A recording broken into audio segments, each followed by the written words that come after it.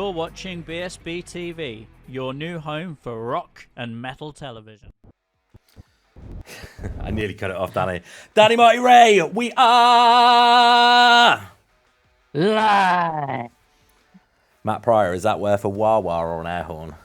I think that's the wah-wah. Yes! Yeah. Fair play. I love it. I absolutely love the fact that you got yet again another. I think I need to get like a whiteboard with like a score of all your wah wahs and air horns. I mean, I would have a list as long as it's like the board of wah wahs and maybe one or two. You've had some sympathy air horns, haven't you? I have. I've also had some extremely well-deserved ones too. So. Yeah. All right. Welcome on in. This is playlist number 152 on a Thursday. We're joined by, no introductions needed, Matt Pryor from the Get Up Kids, which is just mad. I think all of us grew up knowing the Get Up Kids, and I think, Matt, to be fair, I think you influenced most of our favourite bands into some extent as well, which is just insane to have you here. So welcome on in to your first BSB TV experience. How you doing? I'm good. Thank you for having me. Hey, you are more than welcome.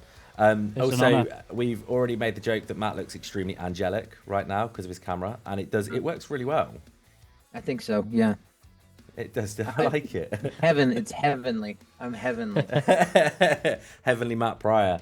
Yeah. So for those that don't know what's about to happen, or if you just need a bit of a recap, we now have 11 tracks. We had a late submission right at the end, so we've got 11 tracks we're going to play for you. Matt is then going to pick. We're going to all talk about each track. I'll start. I pass it to Matt. Danny does one of his famous final words. How's your? You've been brushing up on your dictionary, Danny? Not really, but we'll see how it goes. Matt, he sounds like a Victorian gentleman when he does it, and every time I say that he sounds like that, he ends up like changing it up so he doesn't sound like that. And it embarrasses me. My favourite thing that I've had said to me this year was when we had Kevin Lyman on, and he said that I describe bands like I'm in the south of France describing a fine wine, and I take that to my grave. I like that. Yeah, I did too. Kevin I would take that over most of the reviews I've ever gotten. He doesn't tell you the full story that Kevin then admitted that his favourite bottle of wine is one of those really cheap bottles you get from Walmart. So, no. Kevin, shout out to Kevin Lyman as well. He's an absolute legend. Right. He really is. So we will do that. We'll play the tracks. At the end, Matt will pick his favourite track that he's heard tonight. No pressure, Matt. We have some guests come on and they're like, oh yeah, that's going to be easy. And then by song 2, they're like, well, how the fuck do I pick between them two, let alone another like 9 after that?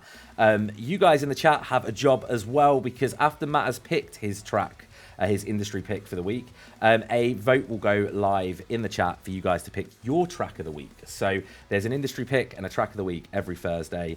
Those 2 songs will go forward to mine and Danny's track of the month stream, which will be one of the first Tuesdays in November. I keep saying Tuesdays, we end up doing it on Thursdays, by the way. Have you noticed that? I have. What's that about? We just can't get our days of the week right. Yeah. Those streams are just insane. Like, you guys absolutely pop off on them and we really appreciate it. Please get involved in the chat as well. We want to hear what you think to the songs. We will be looking at the chat and bringing up your messages for Matt as well. If you've got any questions, fire them away. Yeah, and does that all make sense? Everybody understand what we're doing? Danny, do you get it this week? I should bloody hope so by now, mate. I should too. Bear with me as well, because YouTube's done what it loves to do and didn't pre-warn me it was doing an update. So I'm a little bit nervous right now, because updates never mean good things with YouTube, do they? We've had some horror stories, Matt. We've had they changed the dimensions, which then fucks up my overlay. They just don't have any consideration for me. I think that's what it is. I just strongly worded letters need to be wrote, I think. They're just trying to fuck the little guy. You know what I mean? Like Exactly. Yep. That's exactly that. I have to say, I like it that I am the representative for the music industry as a whole, as far as the industry pick of this whole thing. It's just kind of a funny concept to me. I like that though. I like the way that you've seen it as well. But it's because the thing is what I think a lot of people appreciate is, me and Danny are just 2 like random people on the internet, but you've been there, you've done that, you've got many a t-shirt, and you know it's people respect, many a t-shirt, many a t-shirt, but people respect that I your own opinion. or that I've created. Created, sold, worn, made, owned. I don't know, whichever way you want to look at it. But Got it. also, I want to say that's a beautiful guitar behind you as well. Oh, thank you very much. Thank you very much. Right. Daddy, where's your beautiful guitar behind you? Why don't you have one? They're in the corner of the room over there, so They just can't get see abused. them. That's how you know I'm a member of the music industry elite, because I have a guitar on the There. See, we will one day get there. We'll afford guitars, Danny. That's what it will be. Are you both ready for track number one?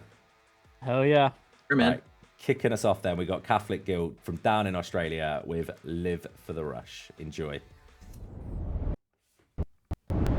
And my thoughts walk a tightrope of hopeful and bleak. A lifetime spent snatching defeat from the joys of victory.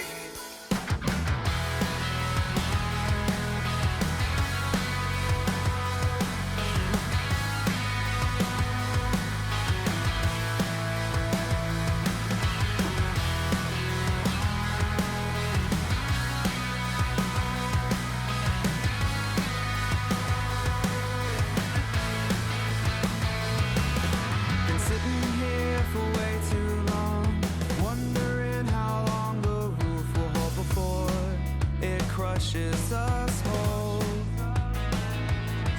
It's funny how the human mind with dial seems to always find a way to recreate or end it all.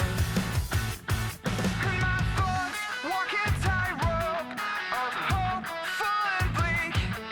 A lifetime spent snatching defeat from the jaws of victory. I wanna create and destroy at the same time. I wanna love and cry at once.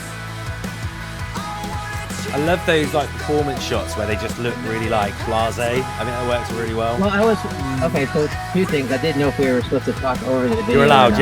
yeah, you can, Matt. And then the first thing I thought of, besides the fact that there's a fucking mustard bottle with this whole thing, Yeah, they look really bored when they're playing. but they don't. This is so off field for them because they don't. They're so amazing, like with all of their performance stuff.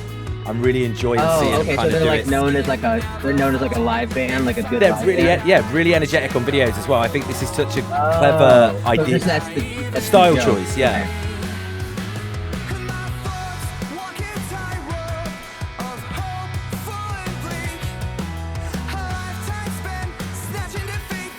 Is there another inside joke I don't know about this bottle of? I'm assuming it's mustard. Okay, here we go. There we go. See.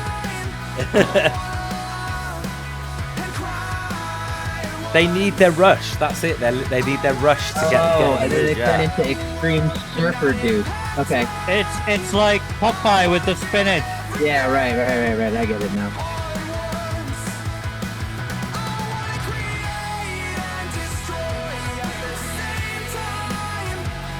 Have time for it.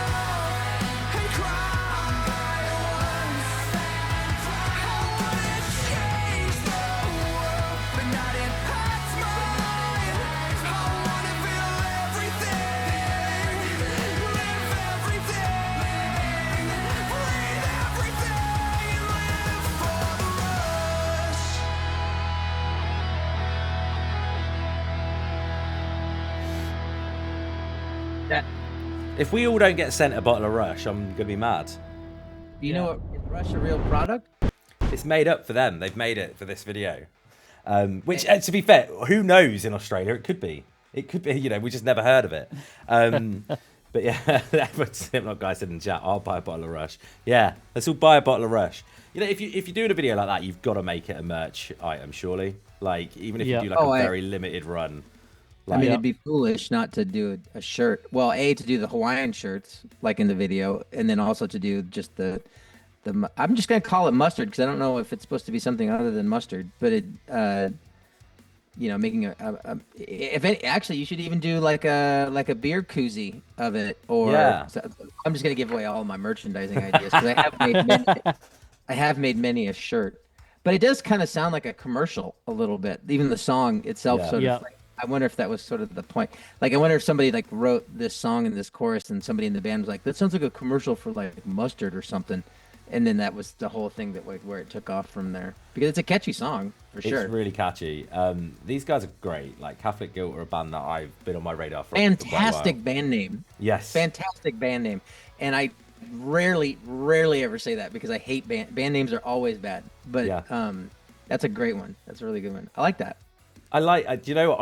I feel the same way. Sometimes you look at a band name and like I think what it is. I'm finding, especially now more than ever, difficult to determine what type of band they are based on the band name. That's not Yeah. what I would have thought they sounded like. I would have thought they sounded like Knocked Loose or something like that. Like I thought Yeah. they'd be like a really heavy band. Yeah. Yeah, but you're finding that more and more. Like there's a band. I will shout out this band because I love this song called The Carousel Predicament, and they have a song called Impaled by Unicorns. So there's me when we first played it on stream. This is like about a year ago, and I was like, this is going to be heavy, and it just gave. And me it was like Owl City and the Ready Set. yeah, and I was like, okay. I think the Unicorns would have given it away. Like if it had been like impaled by demons or something like that. Yeah. Then that would have been. But like Yep.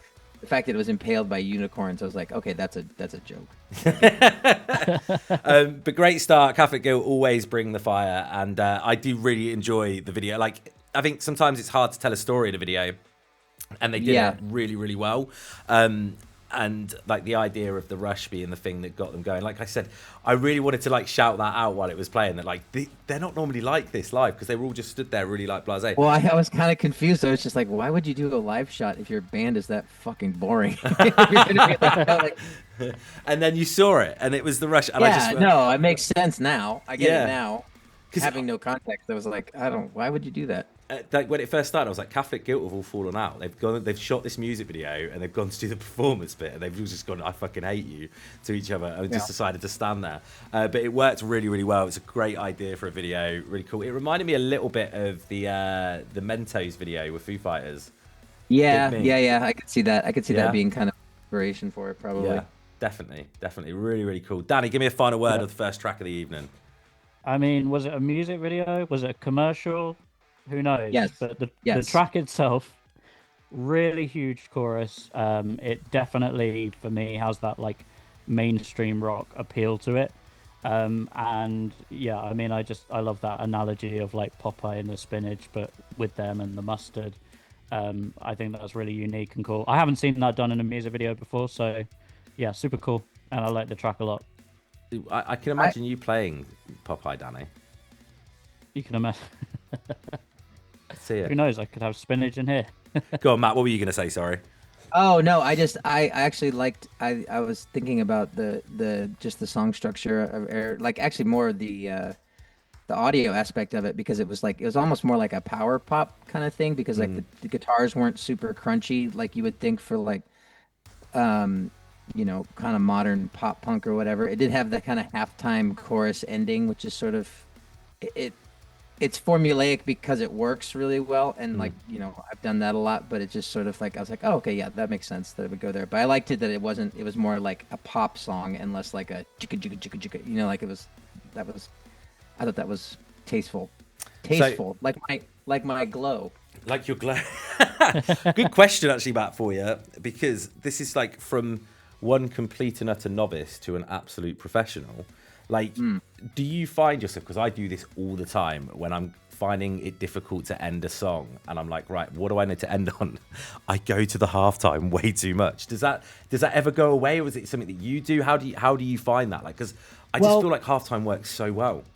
It does, but it can also be a crutch. You know what I mean? Like where it just sort of like you sort of like, I think when you find yourself getting into a situation where you're like you're doing anything because it's the only thing you can think of, then that's a sign that maybe you've done it too much.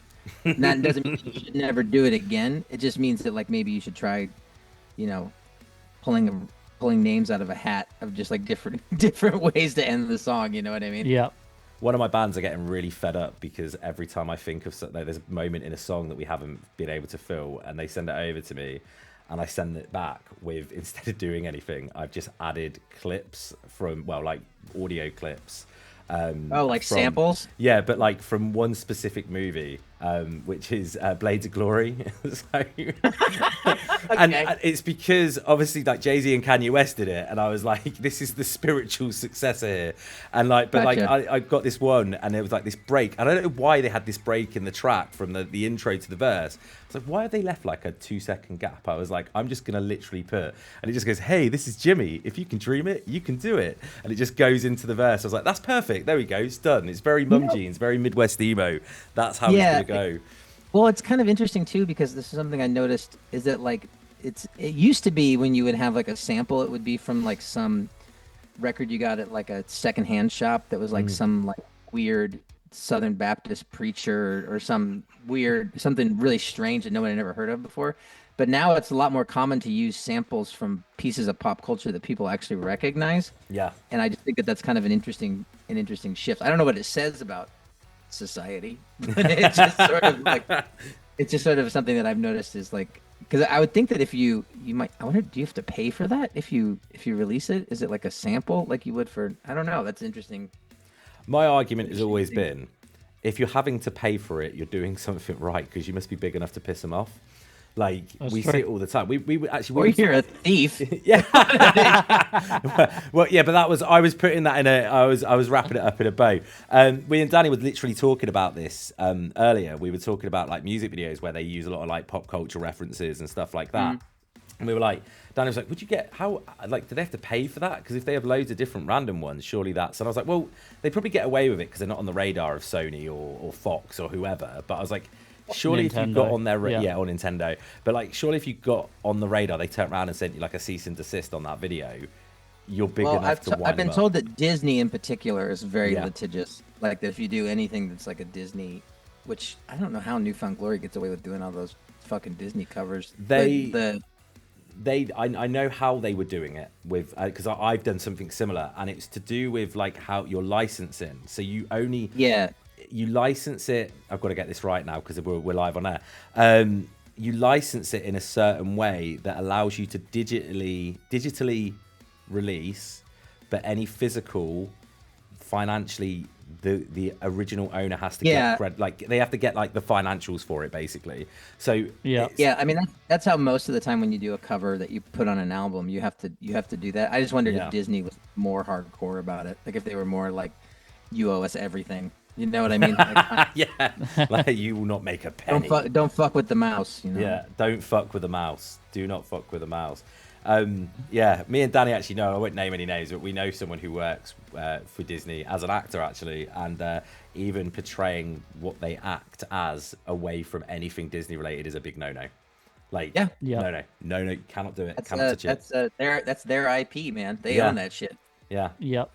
But and they've just overdone Star Wars, but I mean, I still love it. So Let's not get into 3 white guys debating Star Wars on the internet. No.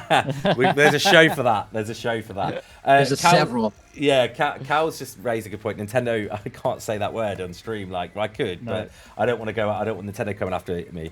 They said Nintendo are, well, he says. This is Cal from Forgotten Sons Apparel. Says Nintendo are cunts. They will go after you, your family, your pets, etc. I've heard that. I've heard they're really, really, really strict on anything. Yeah, Nintendo. I mean, that's how you protect your brand, I guess. I don't know. Like, it's, it's got to go after everybody. But whatever. Right, next track then we've got is "Stay the Course" with Post Traumatic.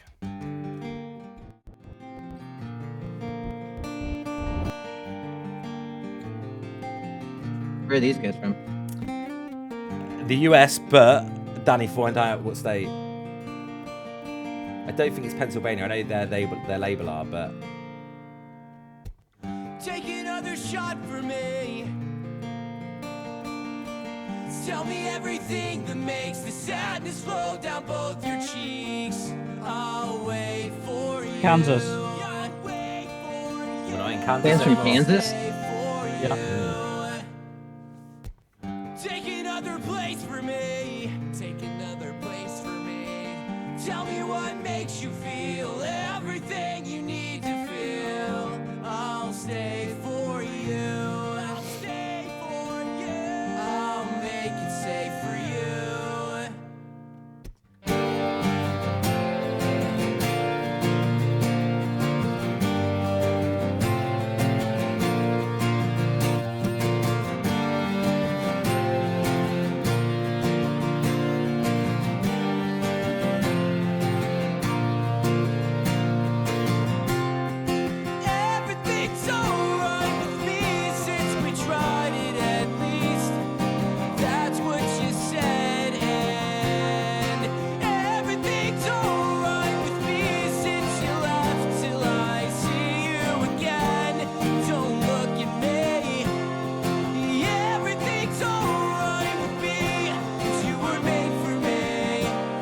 doesn't sound like everything's all right. It sounds rather upset. honestly.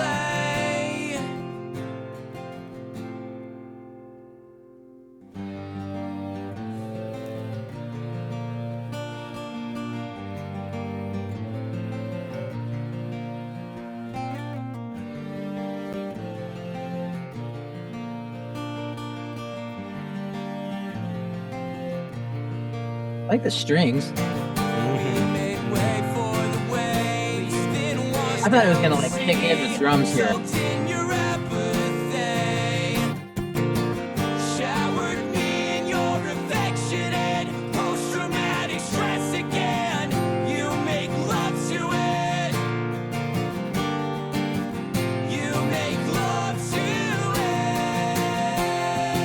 Everything's alright with me since we tried it at least. That's what she said, and everything's alright with me since you left till I see you again. Don't look at me. Everything's alright with me, 'cause you were made for me, but you made space for me. And honestly,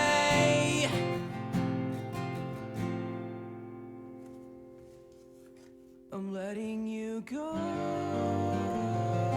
That's a pretty full set, isn't it?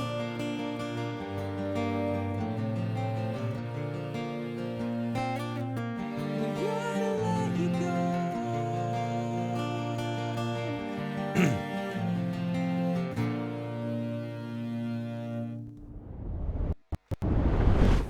It's a great song, and it just does not like. I agree with you, Matt. Like, I expect at times bands when they do a really acoustic track like this to kind of like just pack it in somewhere. But I really enjoyed the fact that it kept that tempo and it kept that kind of level throughout. Yeah. Really, really enjoy this song. I've heard it before, obviously, and I think they're a fantastic band. And this one is. Is it a band or is it just like a singer-songwriter It's a project? band. It's a band. But usually that's a different sounding sort of song then. Like it usually has like more instrument, like Yeah, it's not yeah. just acoustic, Yeah. like a solo thing. Okay. This is their swan song, I guess. This is their acoustic track, and they, you know, I'd really enjoy it. I think lyrically as well, it's quite intelligent. And I thought lyrically, I wasn't entirely sure what he was singing about. Like it felt kind of like there were parts of it that I was just kind of like, I don't like. It just sounds sort of, I don't know, like stringing words together a little bit, which maybe I'm missing. Maybe there's like a backstory to it that I'm missing that I just didn't.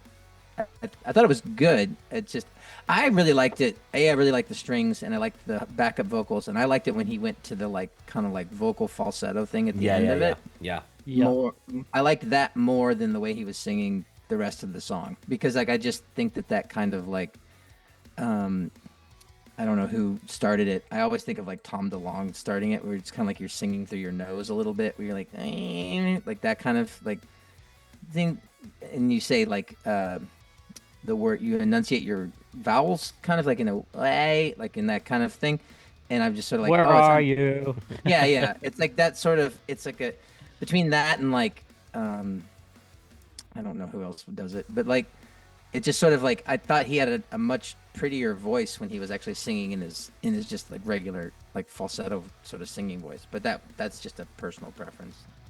See, I get that. For me, I'm a sucker for any sort of acoustic track with strings in the background. Like anything like that just gets me going. Like I love hearing different instruments in like, you know, any alternative songs. I was literally earlier listening to Pretty Odd by Panic at the Disco just purely because I wanted to listen to like a full like orchestra on a alternative album, you know. And I just really enjoy hearing different instruments. Like get me a harmonica on a track any day. Like I'm a huge fan of the harmonica, like massive Big fan. Blues Traveler fan, huh? Yeah, and do you know what? I think it's just because sometimes when you think of an instrument, you never put that with like. Does anyone remember like there was a band in, oh god, like 2008 called I Am Ghost, and they had a cello player. They were like think like that kind of when that kind of whole goth punk like scene got really big, when you had bands like Aiden and like MCR were like on the way up and stuff like that. There was this band called I Am Ghost, and they had a cello player, and I was like, that is the coolest thing I've ever fucking seen, because it's like, who else has a cello player in their band, you know? And I don't know, it's just something about having those weird and wonderful instruments. Murder by Death. Well, all right, Matt. Okay, at the time I was like 17 and I didn't know, but like it was like, you know, for me it was. I've always been that Bright way. Eyes. Stop it. Oh, Bright Eyes. Yellow Card with a violin. You know, come on. We're just it's. But at the time I was just like, that's so fucking cool. And it's like Tiny Moving Parts have a song that is like literally, and I talk about this a lot on stream, way too much that I care to mention. But and it literally says, I dug through your old cupboards, found your grandpa's harmonica. I'll sing until my lungs get sore, as long as the notes sound beautiful. And then it's like there's a harmonica solo in the song, and I'm like, this is just amazing. Like, and I live for those moments. I don't know why, but yeah, loved it. Danny, give me a final word on the track. Really, really well crafted. I thought the guitar on this, the acoustic guitar, the recording mix on that was absolutely immaculate for me. Like, it just sounded absolutely flawless. And really like a great example that more is less as well, especially when it comes to like a stripped back song like this, and because it's so emotional, and it sort of like gives you that punch to the gut, but in an acoustic and kind of stripped back way. Yeah, I really like it. Chat, who have been here before, why does Danny, is it just me, or does Danny sound like he's been really emotionally affected today by something? Are you okay? I'm good. You're just really calm and like this, you know. Just checking. I'm in a calm frame of mind. Didn't realise that's a fucking problem. That's just. There he is. There we go. We got him back. Now We he's got him angry. back. What was that? That's my pepperoni button. Oh, all right. It's self-explanatory. A good friend. Prepared a sound bank. Jesus. I do. I like my sound. I've got my little stream deck. It's got little voices on there. We've got Brendan from Wheatus. And he's a dick. He's so fucking mean to me. You know, we've even got. Now that goes on for too long, so I'm trying to avoid that button. We need a shorter one of those. There we go. I might That is, have a long one. Danny, that's the longest anyone's ever clapped for you, isn't it? Right. Next, then, we've got Hollow Wake with The Forest in Her Eyes. I also absolutely love the song title for this one.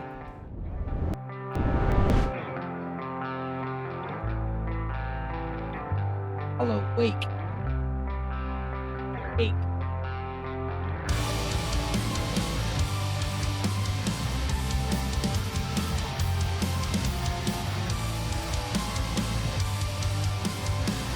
Where's that synth coming from? I don't hear a synth. I don't see a synth player. You've got me captivated, but I'm frustrated at these feelings inside of me.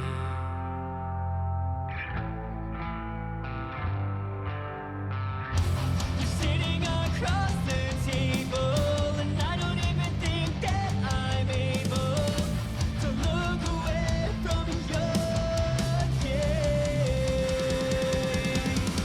I'm lost in her eyes again and again. She sees through my disguise. I must have been here for hours, the forest in her eyes. He has such a pretty voice.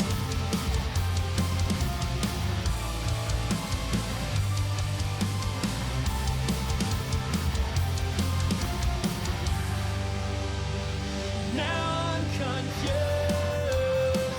We're dancing under the moon.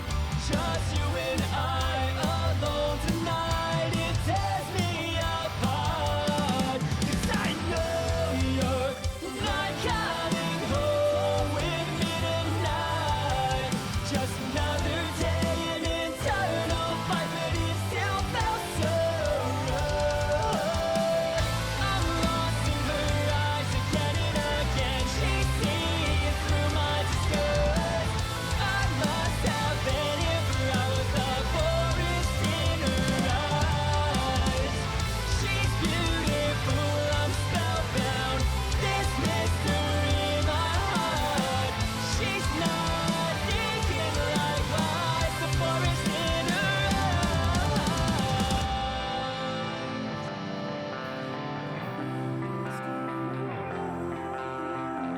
That's pretty. Now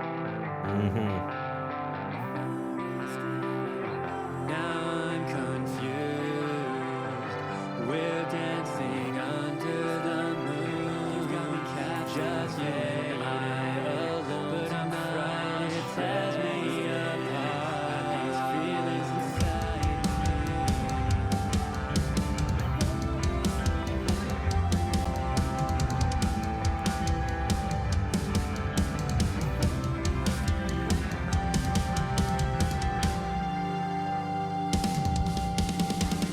I'm lost in her eyes again and again. She sees through my disguise.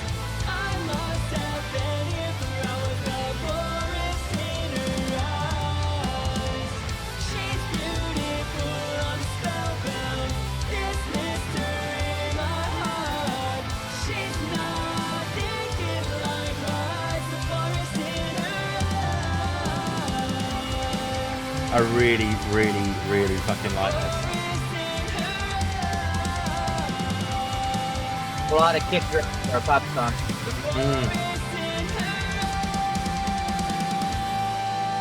Danny, where are they from? Just gonna double check that. I think it might be from here, but I think From they gotta here, be- from the UK? They appear No, they're not. English to me. They're not. Not. They are from Nashville. That's what they beat you to it. Really? Yeah. I put it in the I chat bet. as well. And they have a Christian background. Well, B Spencer says I'm the singer in the band. Well, it works because you're so angelic, Matt, as well. I'm the singer in the band. Thank you for playing us and for the compliments, dude. I really fucking enjoyed that a lot. Like that for me is up there because he's got a wonderful voice. Like I'm does have a sitting good there. I can imagine him singing like something like George Ezra or something a bit bluesy, a bit like, you know, jazzy as well. Like he's got the ability to do it because he just keeps a nice level. And then he's able to do stuff that you just sit there and go like, Matt, when you said that kind of like bridge section where you're like, oh, that's really, really nice.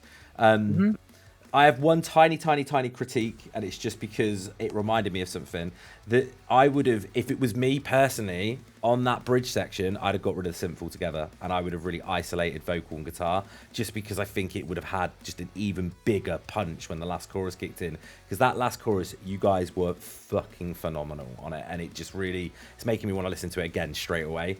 And I was like, how would you build? Like, I just love building up where you take it right, strip it right back down to bare, and then just pump it straight back in, you know.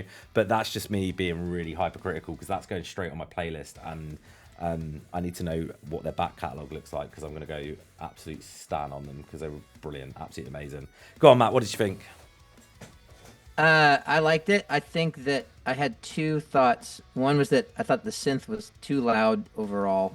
Like it was just sort of like I didn't dislike the synth part. It was just, it felt like it was louder than the guitars were, especially at the top of the song. And I think that the guitars were more powerful than the synth was. And then the only other thought I had was a bit of a lyrical, I don't know if it's a critique, you can take it or leave it, but that he uses the word eyes too much.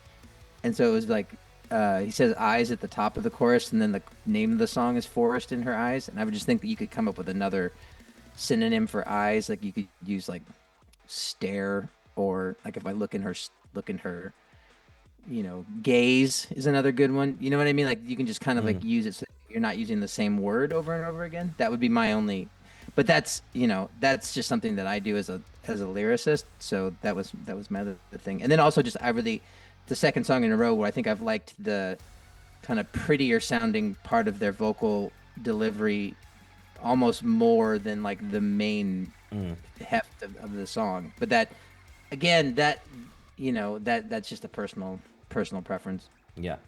Danny, final word? There's a lot going on here, but all of it is awesome. I mean, the best part for me was when the forest line came in, softly spoken towards the end with that beautiful vocal melody underneath it, and then it built up into the final chorus. Overall, it was like a mix of kind of synth rock and alternative. I really enjoyed that, although I would agree with Matt. I think maybe just bring the synth down a touch, and then I think it's perfect.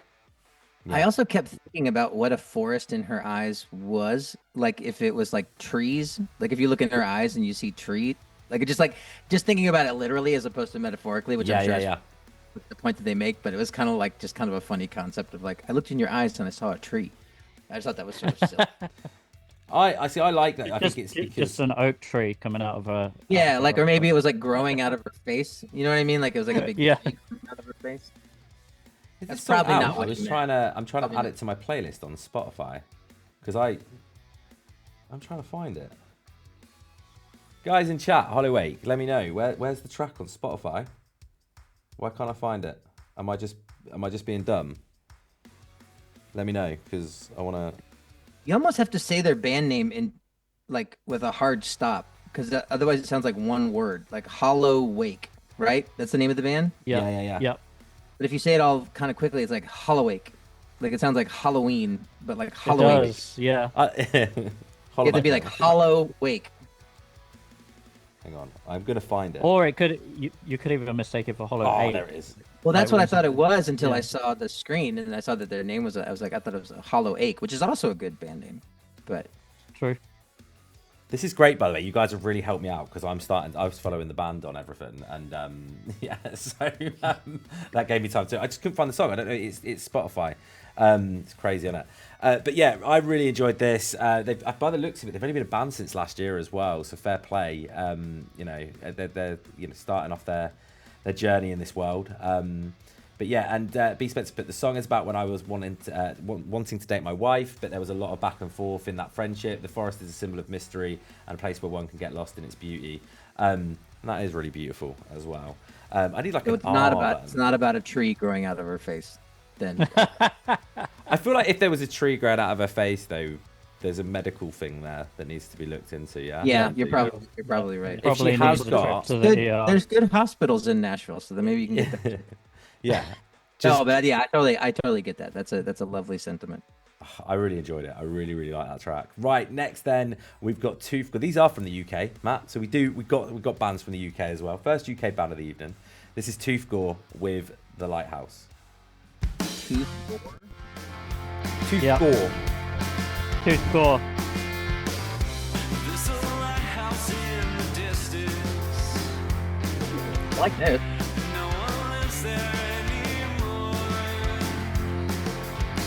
My eyes are flashing like that lighthouse in the distance. In my head, it's so sore.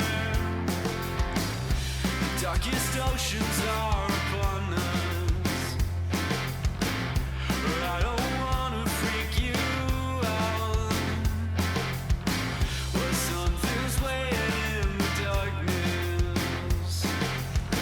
Beneath the lighthouse somehow. I wanna move, I wanna dance. I am under the trance of the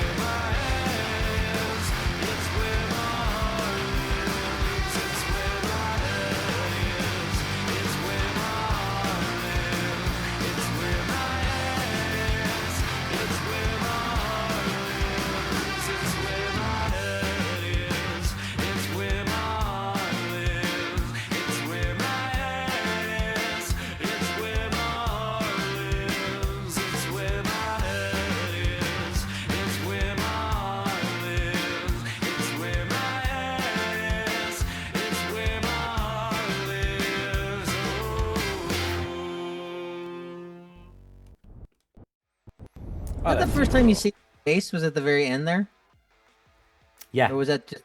yeah, That's interesting. It was like because it was like just a shot of the guitar the whole time. yeah. It's like it cut off the face the whole way through. Yeah, I didn't know Yeah. if that was like something to do with like the way Yeah. it was showing up on my computer or not. No, But, no, like, no, if no. That's it. It's. I really liked that a lot. I Yeah. think I thought that was really cool, and it was a very like. Initially, it made me think of like kind of throwback to like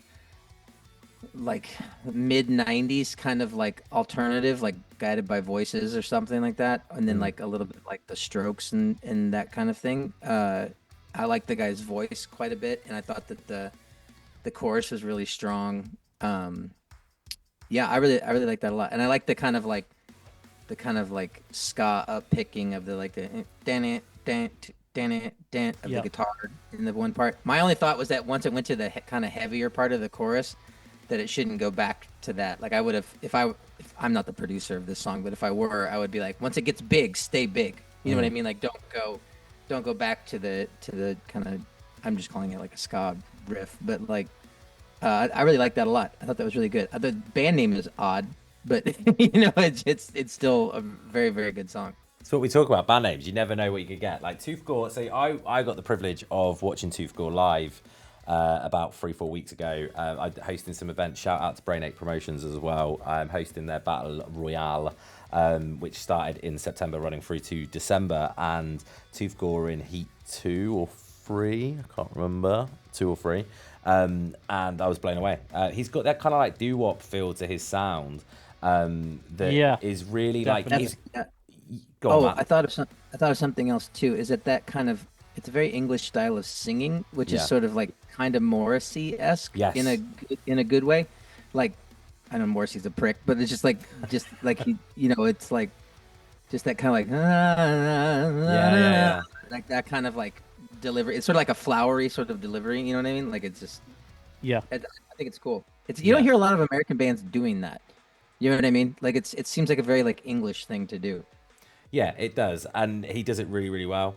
Live, he's absolutely phenomenal. Like, it's just a lot of fun. You know, he's a man at guitar and backing tracks, and he owns the shit out of that. He's getting a lot of praise worldwide as well. There's stuff going on. I know he's going over to, I believe, and I'm going to get this wrong, and if anyone from the Tooth Gore camps in chat, let me know.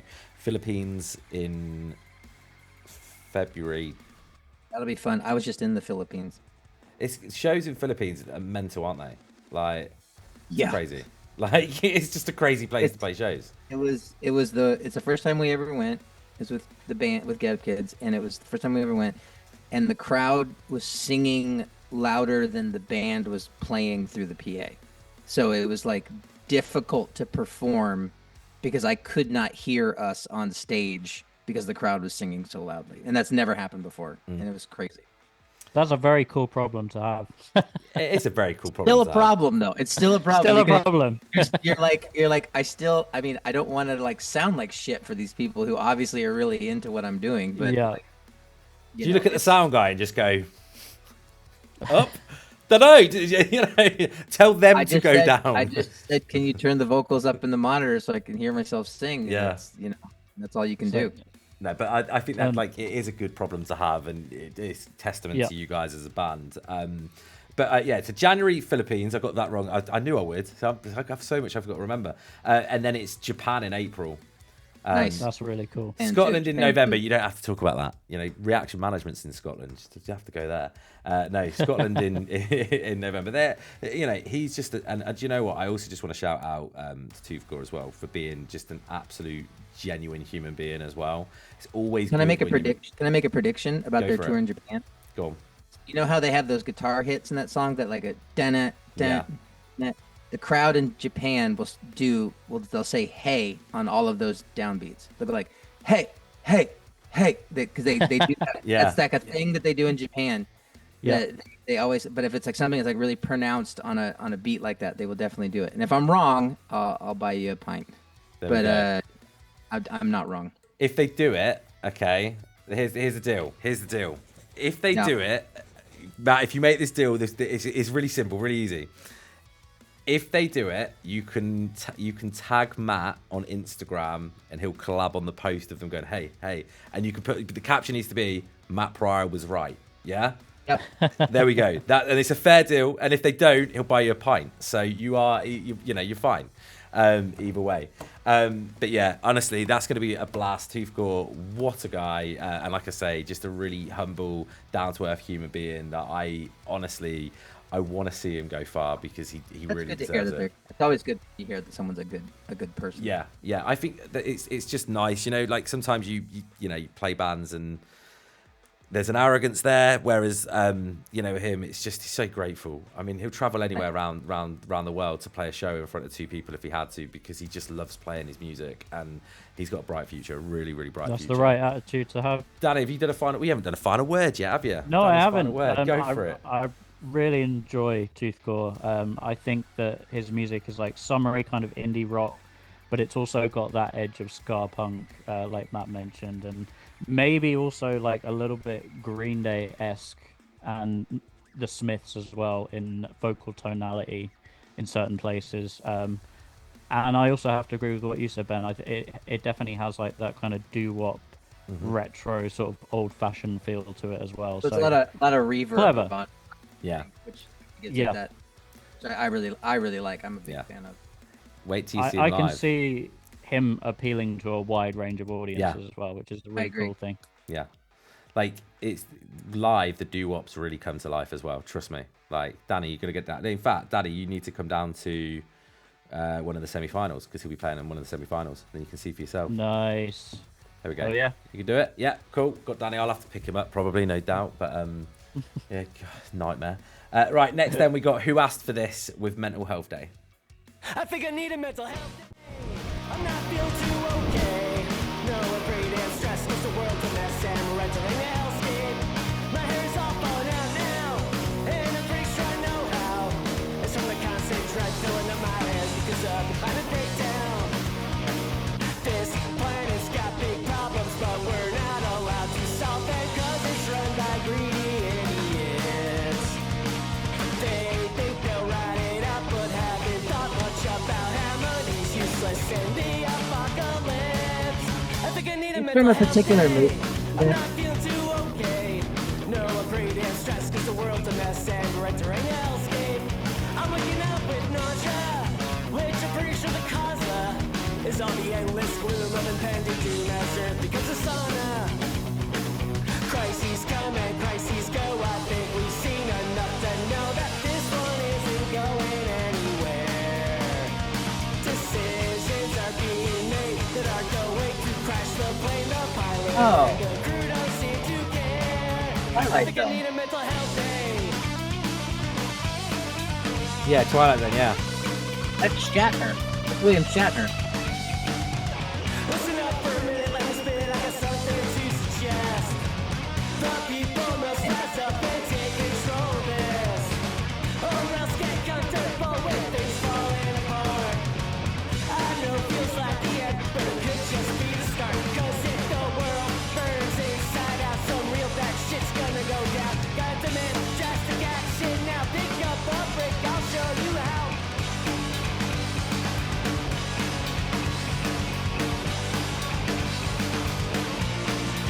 I think I need a mental health day. I'm not feeling too okay. No, I'm pretty damn stressed cause the world's a mess and we're entering a hellscape. I can't seem to stop dreading the chaos impending as we let capitalist pigs lead us to our own ending. There's a lot to like there. Yeah. See, my first question here is there a website that you can just upload a whole movie, tell it that it needs to be... No, seriously. This is why are you laughing? I'm actually trying to be serious for a change. But you could upload the whole movie. So say it's like a 1.5 hour movie, whatever. Yeah. And you can say, I need this to be 3 minutes, 25 seconds long, or however long your track is. Because Yeah. if it is, and you're able to do it, like... I feel like in this day and age, It's probably. genius. That was the whole movie in however long. Well, the I track actually was. think that was a couple of different.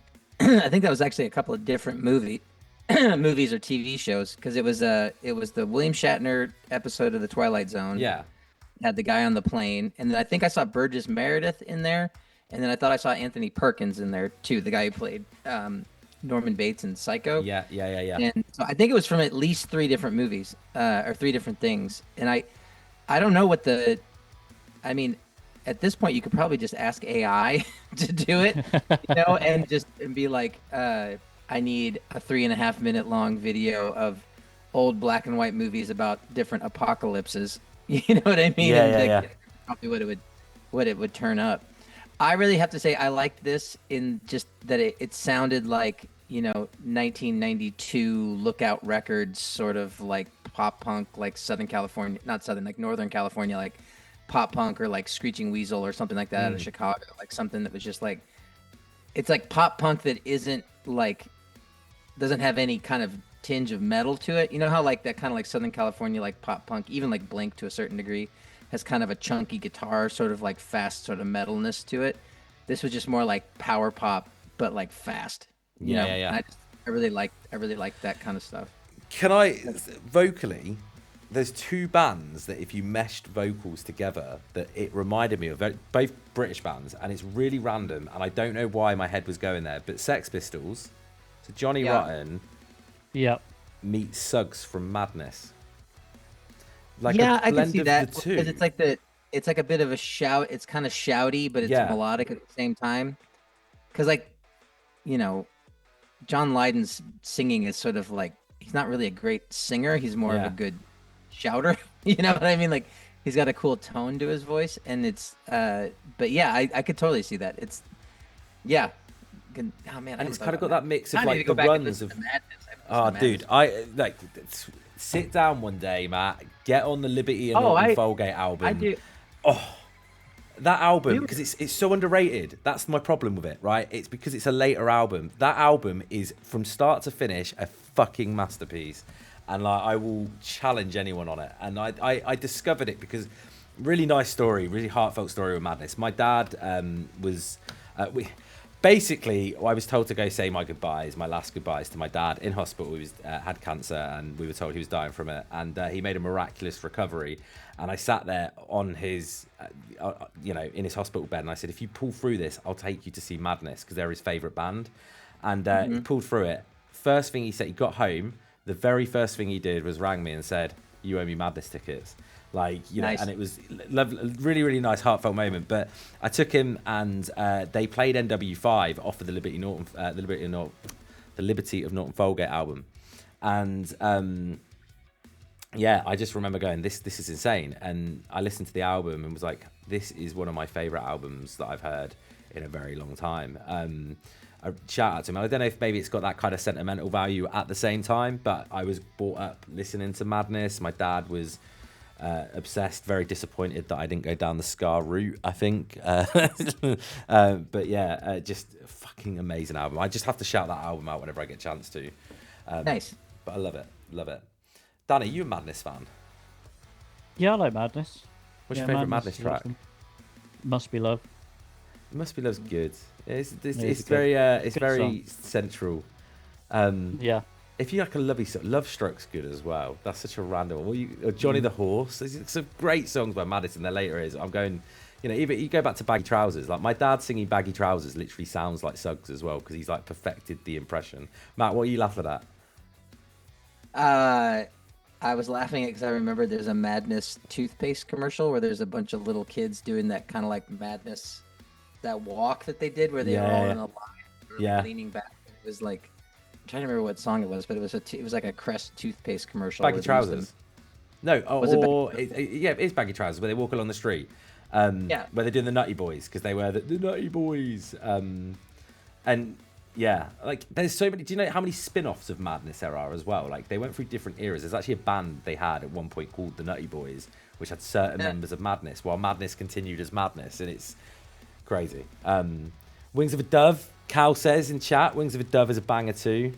One Step Beyond is still, they've got. So now we're just talking about Madness. Okay. Yeah, this is the stream now. Sorry guys. Danny, give me a final word. Yeah, I really enjoyed this. It's short but sweet punk rock for me. It's like it's got no effects kind of vibes in places, and then like Blink 182 style riffs and guitar tone, I would say. I also really enjoy the fact it's not overly polished, because there's so many tracks now that like the production is done to a T and it suits those tracks. But with this, it got feels punk more mix. sort of raw and like rough around the edges, and that's really cool. So Yeah, I it like sounds like that. it was maybe it was tracked live, which is always nice, especially for Yeah. this kind of stuff. Yeah. Who asked for this are in the chat, and they said, oh, these are all clips from Twilight Zone episodes. I edited myself. Well, straight off the bat, I'm going to tell you that's a massive compliment to you that we were all going, I wonder if it was AI. I wonder how they did it, because it was so perfectly timed. With everything just felt really, really right for the song. I think you did an amazing job. And also, did you ever think, who asked for this, did you ever think you'd be starting a conversation with Matt Pryor from the Get Up Kids talking about a 70s and 80s ska British band called Madness, you know, from your sound? Who knew? But fair I'm play. surprised at the things that I'm interested in. Next, then, we've got Empty Spaces with Back to the Sea.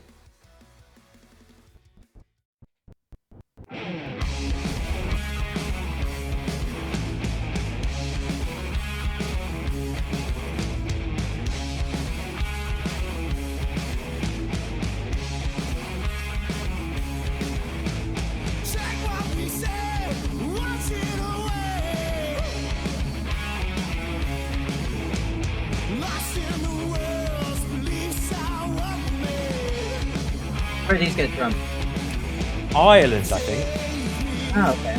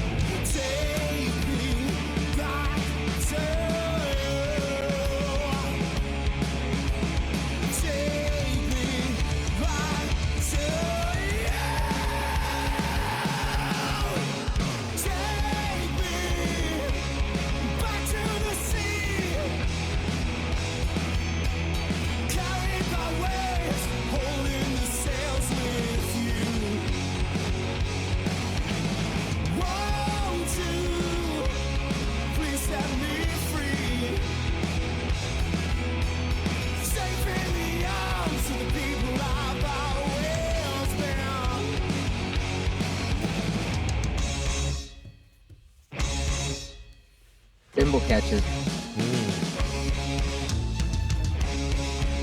Nice breakdown.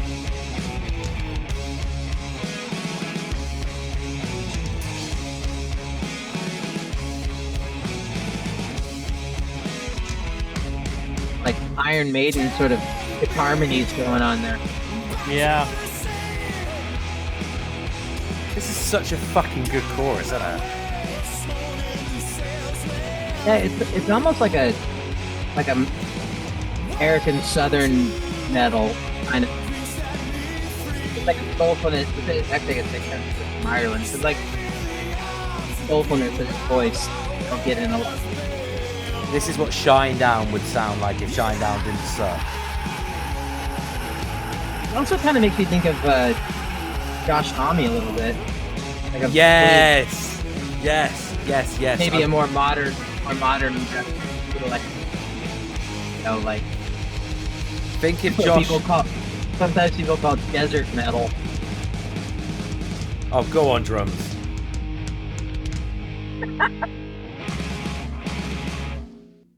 Nice, very metal ending. Dude, I wouldn't have That's even stopped there. awesome. Like, I would have I been. bet they're That's fun as awesome. hell live. I bet they're fun as hell live. that would have ended up They've being gotta be. that would have been an 8-minute fucking prog rock track for me at the end, because I would have just carried on that. That riff at the end was going into something, I tell you. It was. But think Josh Homme from Queen of the Stone Age joined Biffy Clyro. Yeah. Yeah. I could see that. That's it. Like, you know, or like if like old school Kings of Leon had a little bit of oomph to him, you know, like that's. I thought that was brilliant. Like, there's a definite like southern riff rock Yeah. to it. You know what I mean? And then like his voice is really good and really like soulful and kind of metal in like a Bruce Dickinson sort of way, but like not over the top, not like like not in like an operatic sort of way, just sort of like he just got a really good voice, and Yeah. the drummer was really good too. And I think he knows it because he did that big fucking fill at the end of the song. Yeah, the drummer knew. I was watching him throughout that video, and I was like, they are so blessed with him on the drums, because he is fucking. Well, a amazing. live band is only as good as their drummer. Yeah. That's my, you know, a rock and roll live band is only as good as their drummer, in my opinion. I bet they have to rein him in though. Like I love him. Like, he's amazing. He's like my favorite person I think we've ever played on stream, just because I just think he was just such an enjoyable drummer. And it's nice Yeah. to watch a video where the drummer is really fucking going full ham, looks like he's having a blast. The band are amazing. Like, these guys are fucking great. Like, that was. Yeah, Like, I like that a lot. Yeah, I'm a big fan of it, and yeah, I just think he was brilliant. And yeah, protect that drummer with your life. They are rare to find, and you should be looked after. We the RPM show who's from the band said we do have to hold him back sometimes. Simon F. Thacker as well. Thanks for joining the BSB family. The drummer, that's what Thank drummers you. do. Yeah.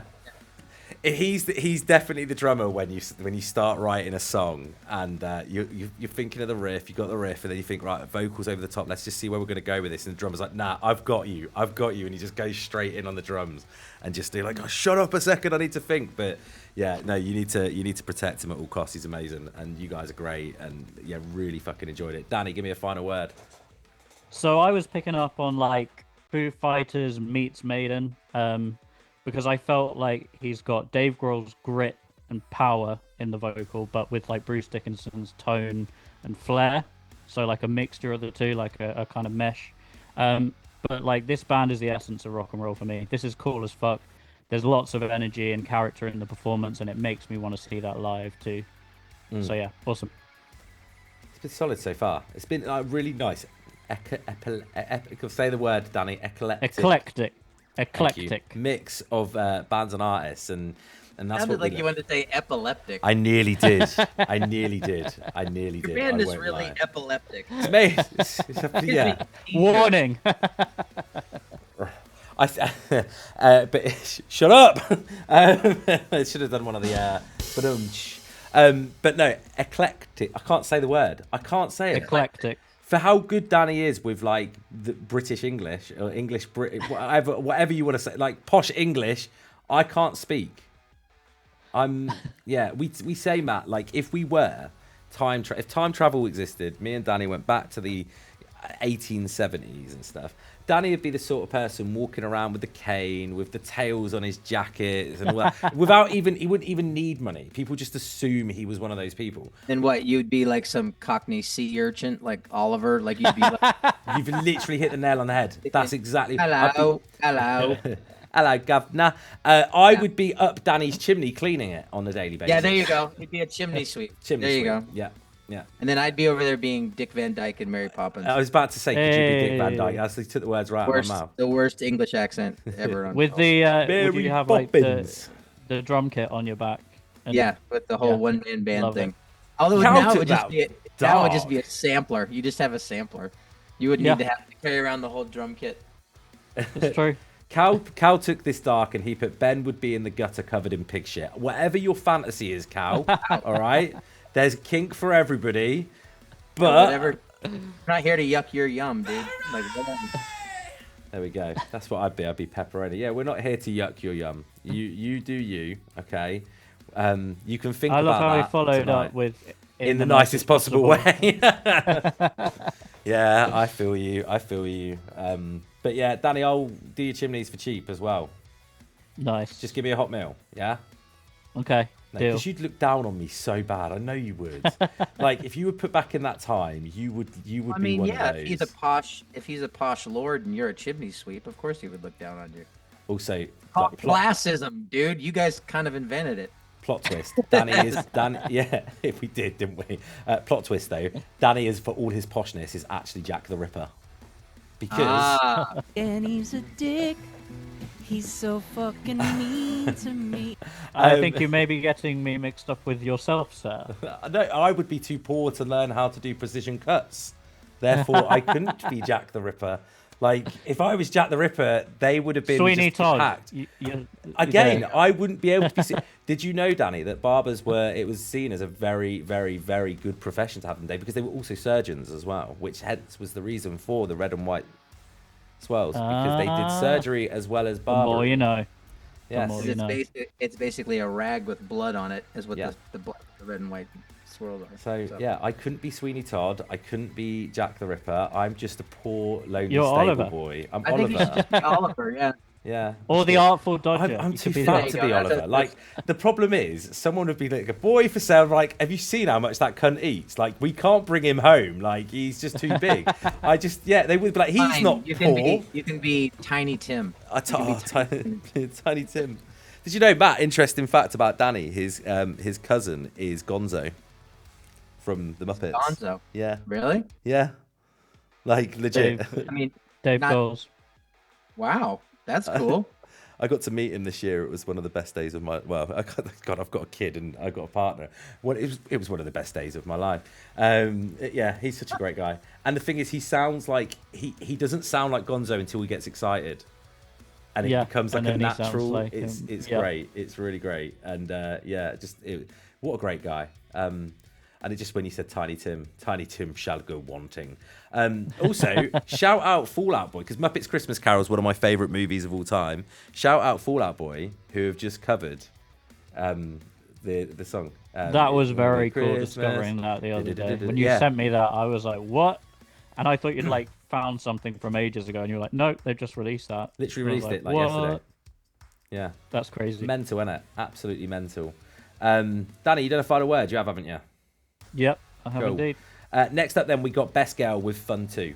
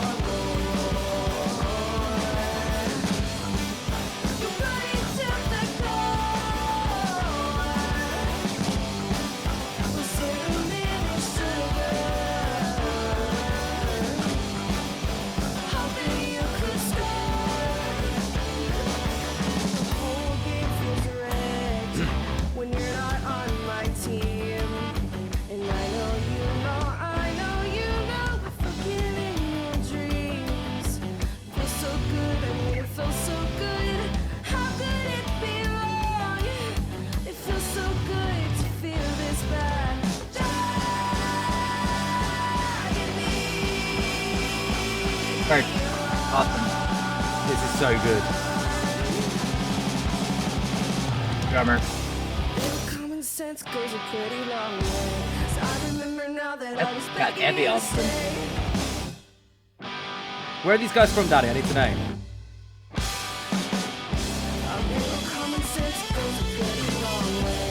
I They got to be American. They're doing that in Italy, Midwest emo. They got the Midwest emo style, yeah.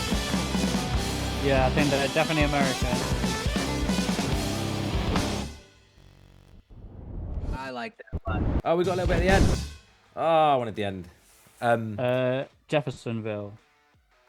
Where's that? Yeah. It says Danny. IN. Indiana. There we go. Where? So they're near me. I like that a lot, and that's also really close to Chicago, which is like anytime someone has that kind of like that notey American football-y sort of like lead guitar part in them, like they must either be from Chicago or near Chicago, which was always the case back in the day. I really like that a lot. It was a very strong, like just pop punk, cool. The chorus I thought was really, really strong. I will say the one thing, they kind of had the opposite of that. What band was it? Hollow Wake, where or who was it that had the keyboard that was too loud? That was Hollow Wake, he said, yeah. Yeah, this one had a keyboard player in the video, and I couldn't hear the keyboard at all. Like I could only hear the guitars. So this one needs a little bit more keyboard in the mix, I think. But like I thought the drummer's great, the singer's great, the kind of like turnaround in the chorus was really, really strong and really awesome. It was cool. I liked it a lot. Yeah, Danny, it's really unfair of me to comment on this because you know straight away that this is a sound that I'm in love with. Yeah. I was sitting there picturing him going out on tour with like Hot Mulligan, mum jeans. Yeah. Like, you know, that sound, and I feel like I don't think I've ever listened to a Hot Mulligan song and I love Hot Mulligan, that I thought was better than what I just listened to there. I thought they had a really fucking strong sound for this genre. I love the video. I also think that they literally like just knew that we were like really impressed with drummers today, and then went, hold my beer because we're gonna go for it. And again, fantastic. Yeah, I when I'm over in Oklahoma over Christmas, if they've got any shows around that area at any point, I know it's a big place, America, but get some shows near Oklahoma or Texas. I'll come down and see you guys because that's fucking amazing. I mean, Oklahoma to Indiana is probably 12, 14-hour drive. You could do it. You could do it, yeah. It's fine. It's fine. Do you know what? The craziest thing, Matt, like people don't realize in the UK, like we had a tour once where the booking agent was just a bit of a dick. Sorry, just put it bluntly. He had us do a 6-hour drive and then an 8-hour drive afterwards.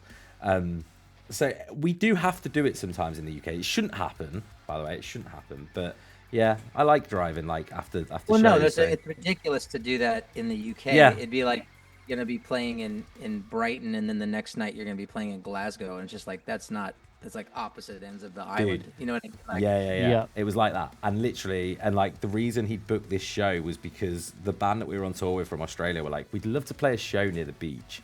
So he picked this place.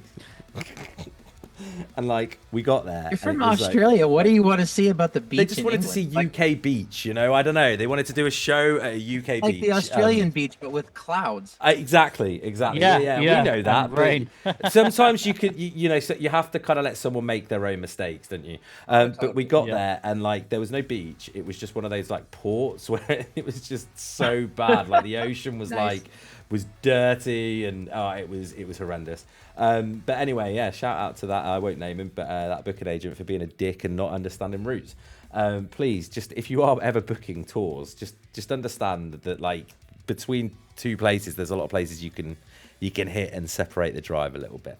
And that was the other thing. We went back on ourselves. That was the most fucking annoying thing. Was we went back on ourselves. That drives me fucking crazy. It's one of my pet peeves because it's like, well, Sometimes it has to be done in order to get like the right room that you want to play in. But it's just it makes me nuts when you're backtracking like that. It's just, yeah.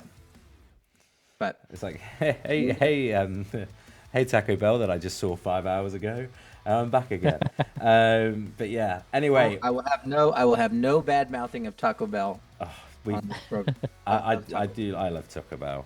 We finally got it back in the UK, which is a bit of a dream. Matt, we were talking about this recently. Actually, we've got a lot more. I don't know what's gone on. I have a funny feeling that America and the UK are kind of more in sync on their like ingredients on products now, because all of a sudden we've got Taco Bell, we've got Chick-fil-A is over in Ireland. It's coming to England at the end of this year, beginning of next year. We've got this is the most random ones. Raising Cane's. We've got Cane's coming to the UK. I like Raising Cane's. Cane's is good. I like Cane's is so more good. Yeah.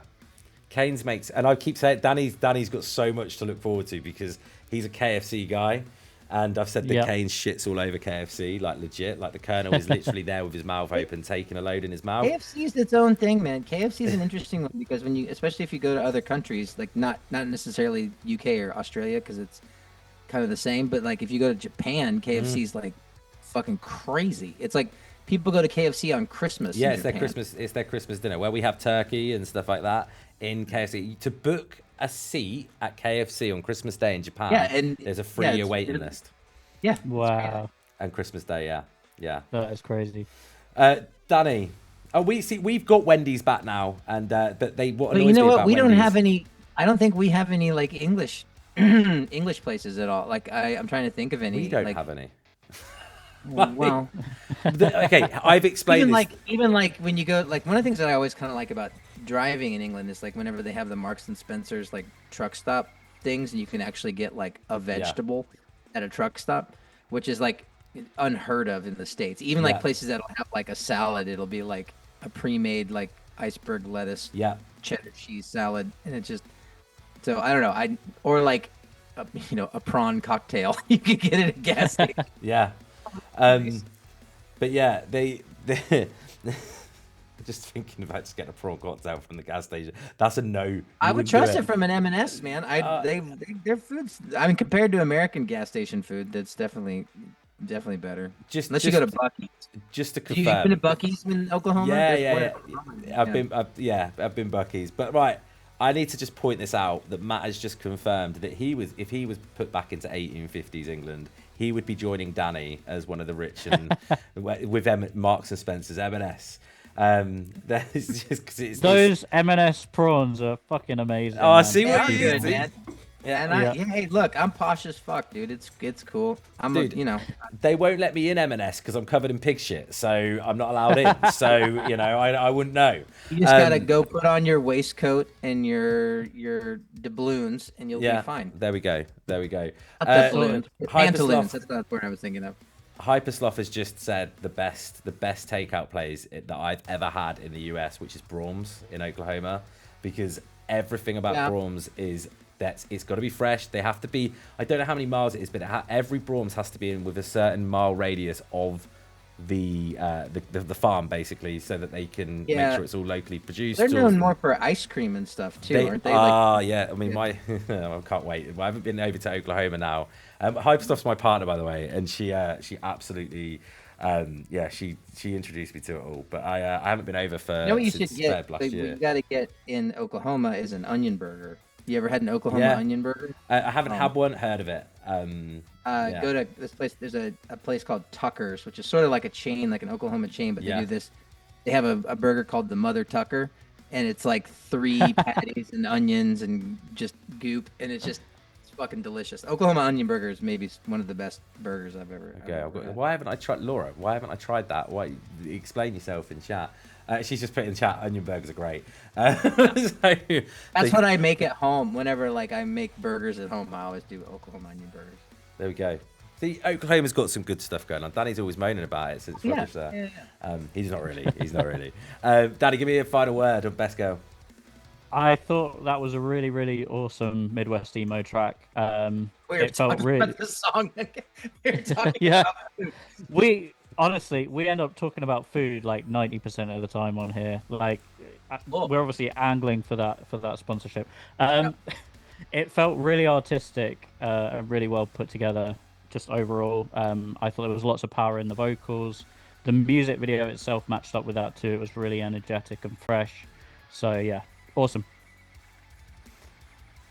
I just read a because I didn't think you'd want onions like that, and I'm like, I love a good onion. So we'll talk after stream. And we're back on food. Yeah, we're back off. Sorry, but yeah, Best Girl, what band? I absolutely loved it. Can't wait to check them out some more as well.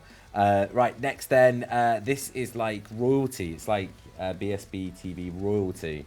They've been with us since like the really early days of it. They've got a new song that dropped yesterday, I believe. I think the video literally dropped today as well. This is Chasing the Fool with Not a Movie. What about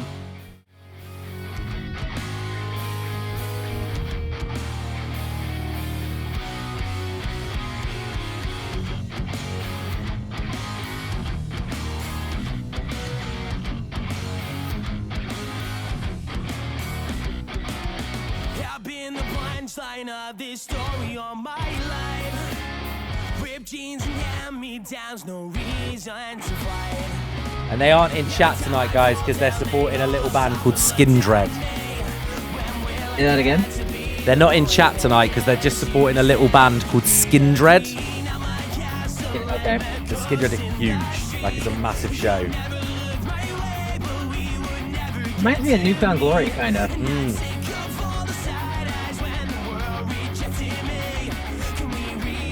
Also, in watching this video, I'm thinking about what a pain in the ass it would be to set up a drum kit in the woods.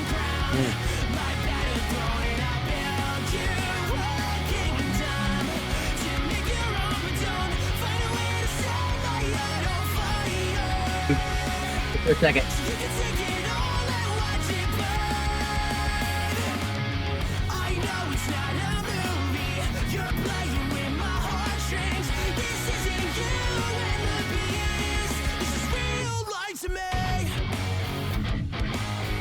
This part sounds like a story to me. Yeah.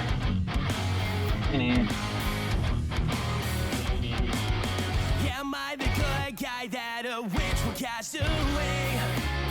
To sit with my own thoughts, locked up in his cage. Mirror, mirror, tell me where should I belong? Need as to be a punk rock villain in a Disney song. To be the queen of my castle, I'm a ghost in the street. They said the word Disney. They're going to cease and desist. We would never get to meet. Tonight's sick of all the side eyes when the world rejected me. Can we rewrite this fairy tale where your heart just skips a beat? So take my broken crown, my battered throne, and I'll build you a kingdom. To make your own, but don't find a way to set my heart on fire. So you can take it all and watch it burn. I know it's not a movie. You're playing with my heartstrings. This isn't you and the beast. This is real life to me. Good harmony. Good singing.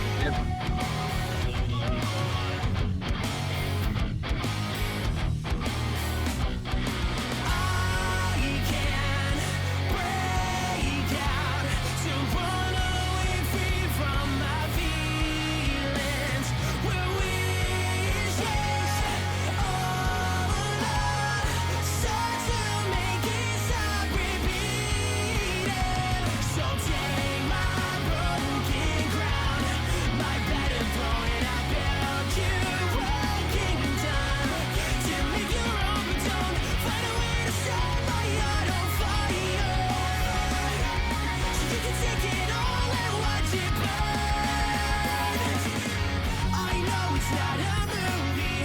You're playing with my heartstrings. This isn't you and the beast. This is real life to me. This is real life to me.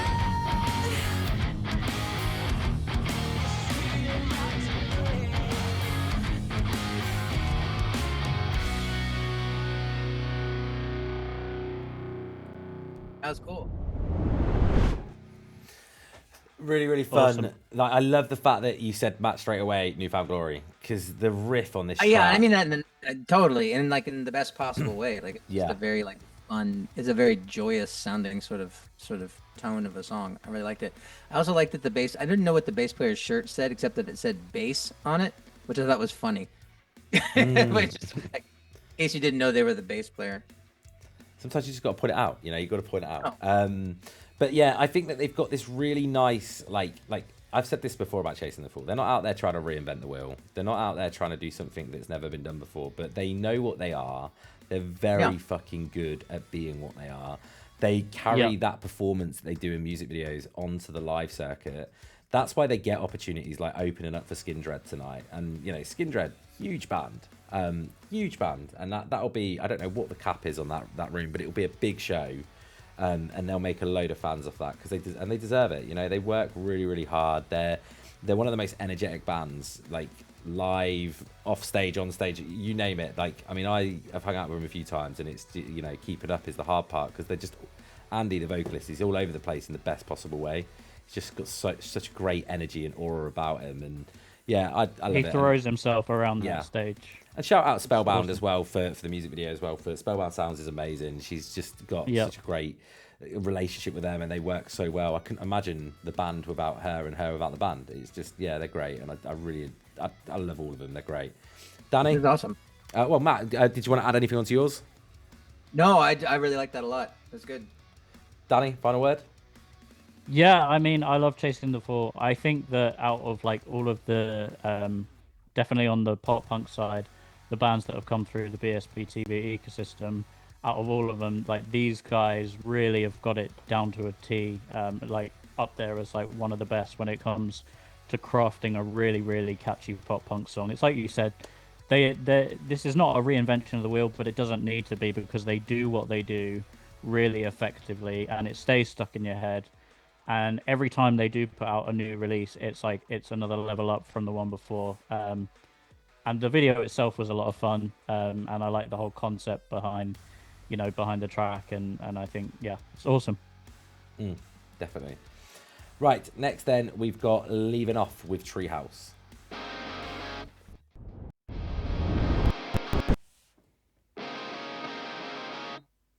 Hard panning.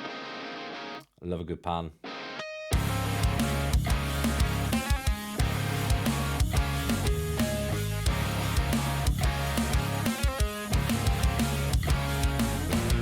Don't understand why I act like this. Sick of looking like I lost all feeling. I'd rather listen than to pull my face when you tell me your side. Been a while since we talked it out, and if you give me a shot, I'll ease all your doubt again. I don't wanna fight. Maybe you're right. Talk it out. Ease all your doubt. Not to mention, it wasn't my intention to fall back into my old ways. But when it's good, it's time to vacate. I don't know, I've always been looking for the exit. I don't wanna fight it.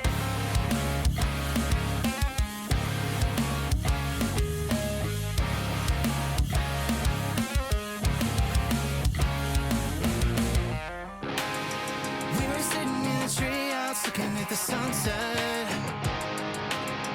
I don't know if this would be an influence of theirs or not, but like the guitar part in that instrumental bit before the vocals come in reminds me of Braid.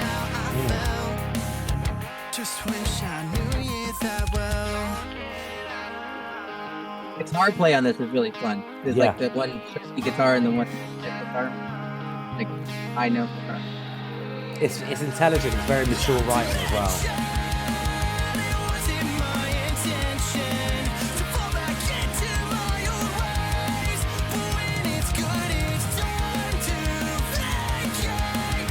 I don't know, I've always been looking for the exit. When I don't wanna find it, I'll stick my neck out again. I thought I killed you, my friend.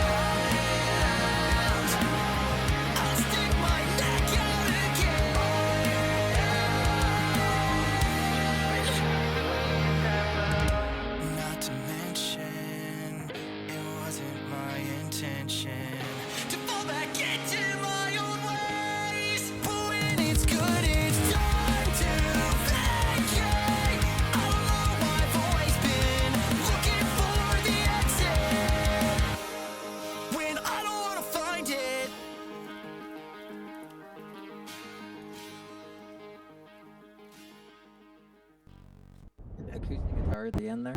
Mm. I like my favorite thing about that was the guitar work.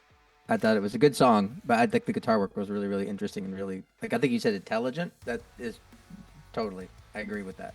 Yeah, it's got, it's almost like it hits that kind of modern Midwest emo feel, but it's like really, really kind of even mathy in a little place, just a little bit in places. Yeah. Like it's, they know what they're doing. They're experimenting in a way that is extremely like just mature, and I massively dig that. And again, vocally, it was reminding me of someone.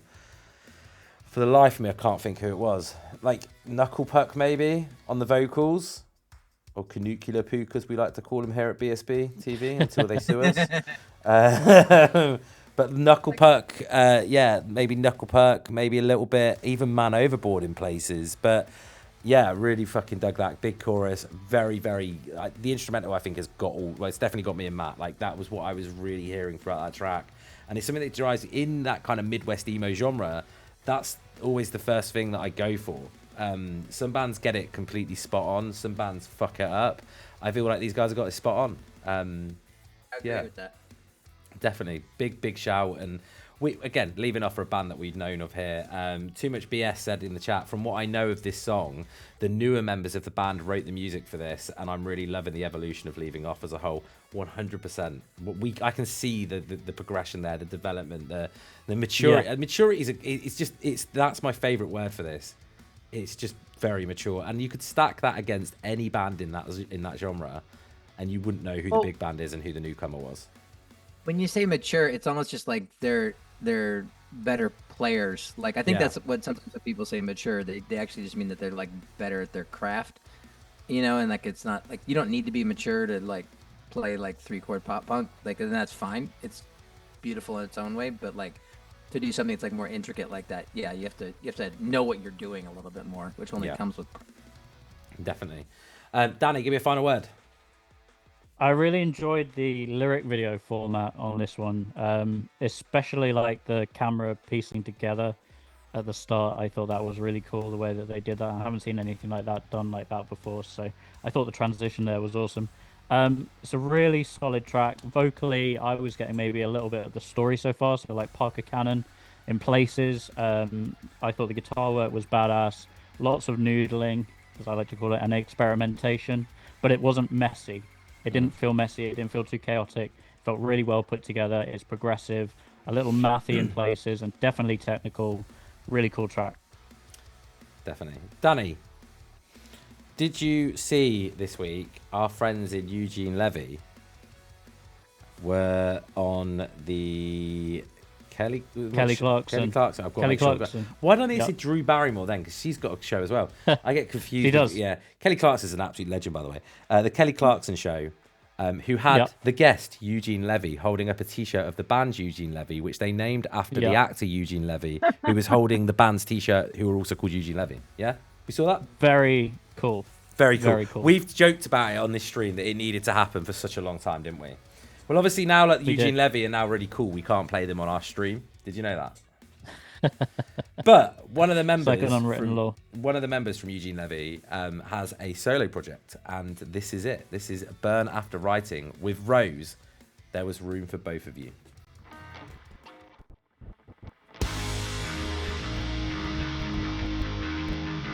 Nice track name.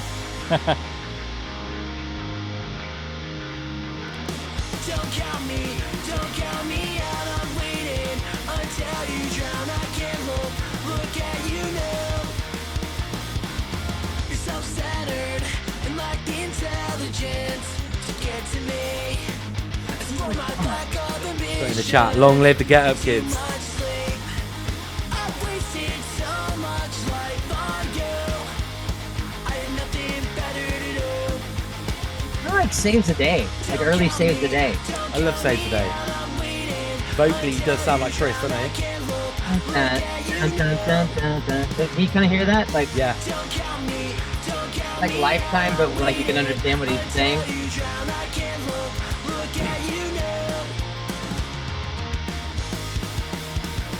Like Zelda, figure that out. Like the Telecaster. is your accountability? Ended on a silver platter. I wear my failures like a badge of honor. Sometimes I wanna rewind, I wanna be kind to myself in my mind. In my mind. Don't count me out, I'm waiting until you drown. I can't look at you now. Don't count me out, I'm waiting until you drown. I can't look at you now.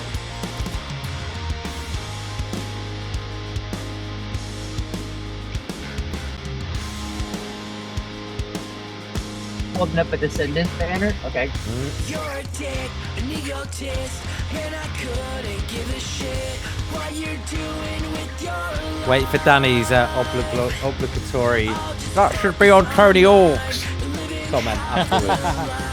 I did in my lowest. American Pie. You're living after life. I'll just focus on mine. Don't count me out. I'm waiting until you drown. I can't look at you now. Don't count me out. I'm waiting until you drown. I can't look at you now.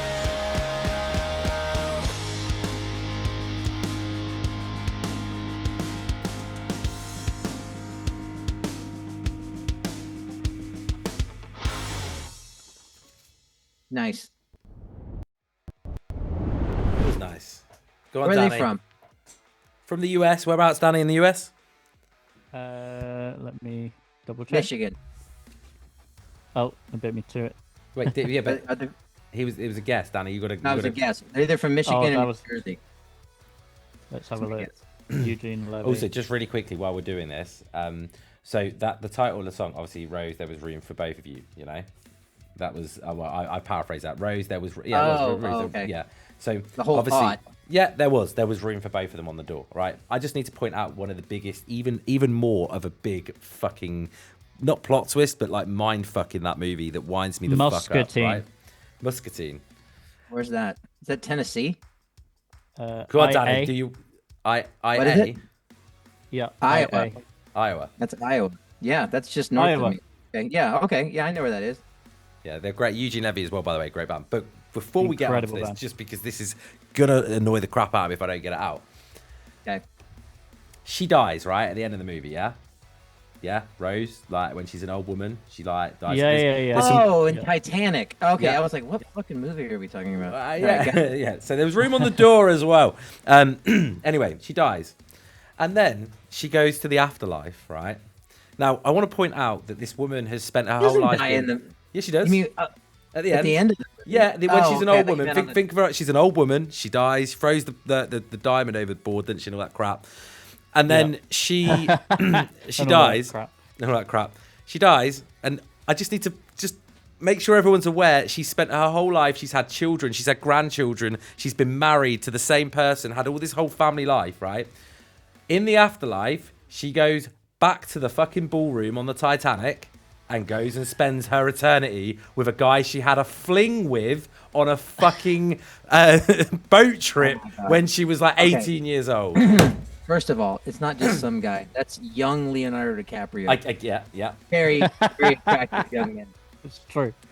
Also, I mean, it was his true love. Don't you understand? Or her true love. Don't you understand true love? But you know He what? painted like- her. He painted her or drew her or whatever. and they the had fuck he- steamy car sex on a boat, which Yeah, is, right. you know, for the 1910s is pretty fucking cool. You know, not many people would have been able to say that. Not only did they have steamy car sex, but it was on Also, a think boat. about what kind of fuck you money that is that you could bring a car. Like anybody that had a car Yeah. at that time anyway, which would have been Yep. a luxury, but that you could put it on a fucking boat and sail it across, from one country to another, one continent to another. I know. That's a lot of still money. just drives me fucking insane. Because, like, the thing is, I understand what you're saying. You know, young love, whatever. But you spent, like, the next... No, I think the fact that it's next- young Leo, it has more to do with it than anything. What a Although gorgeous young human Kate being. Winslet as well. That's not too shabby either. Yeah, they'd have had beautiful babies, but unfortunately, she's a selfish cow and decided not to share the door. So you know, it's because she needed to fart. She was Now, like, I can't have young Leo hear me fart. He's gonna have to die. Who could forget those nips? Said PG in the chat. You know, Who could forget those nips? Anyway, back to the track. I love that. Burn After Writing. That was really fucking cool. I love videos like that. I love it when you just get a green screen, you get some clips on there, and just have fun with it. It was really, really cool. Yeah, it's just amazing. Absolutely amazing. He was the same age as his current girlfriends nowadays. DiCaprio. well, that's the other thing I was gonna say is if she would have to go back in heaven as her younger self, because if she saw Leonardo DiCaprio and she was anything older than like 24, then he would. Even 20 if he was in his. DiCaprio gets with a girl when as soon as they hit 25, he's like, "All right, grandma, fuck off." Move on to, yeah. That is the DiCaprio way. That is called the DiCaprio method. All right, so just so you know. Loved it though. Track was awesome. Video was great fun. Chorus was big. Yeah, really, really. And Danny even shouted out American Pie. That only purely because you wanted to shout out Tony Hawk, I did. didn't you? I did want to shout out. You could have Tony gone Hawk. Matt Hoffman. But You should have gone Matt Hoffman I track. just think like this is the one of the perfect tracks for like a sync placement. I could definitely hear it Yeah. on a video game or in a movie. Like it has like a real kind of like mainstream appeal to it. It's totally my vibe. It's got like definitely I feel like Blink influence in there, maybe Sum 41 as well. Yeah, that's this a is good call. definitely it's definitely one of those bands that I feel like back in the day would have been on like Hopeless, or maybe Fat Records. I could hear that. Cool project, really cool project. Yeah, definitely. Matt, I'm going to let you do a final word. Go on, let us know what you thought. I really liked. I was actually the Fat Records thing made me. Had that same thought as well, but yeah, it definitely like. I kept trying to figure out. It was a bit distracting for me in the video trying to figure out what all the band merch was that they were wearing, because it was like there was a Suicide Machines shirt, and then there was a Census Fail hat, and then there was a Descendants beach towel or some shit. I don't know what that was, but like it was just kind of. I had this moment where I was like going into like managerial mode, and I'm like, don't put other bands' merch in your music video. You're just selling merch for them. You need to put your own shit, sell merch for yourself. There we go.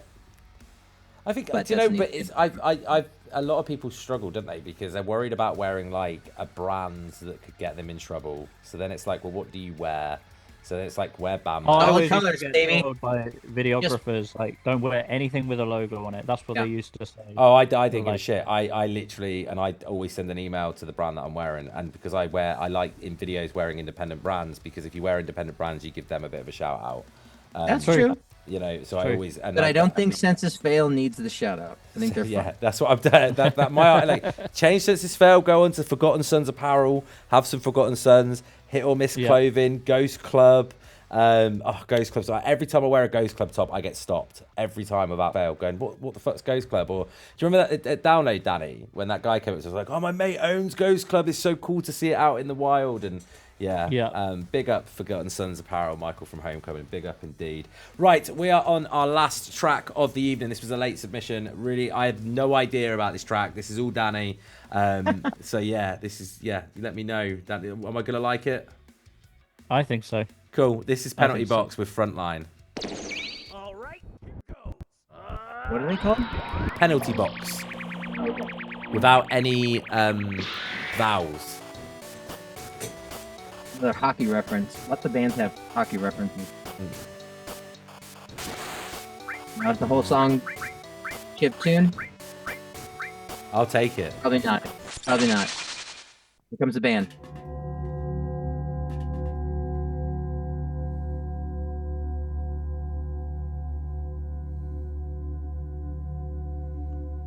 Thought we were going to get some I Fight Dragons style.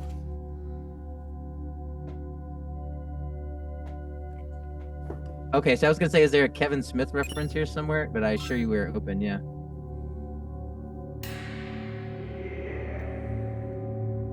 What the fuck is going on?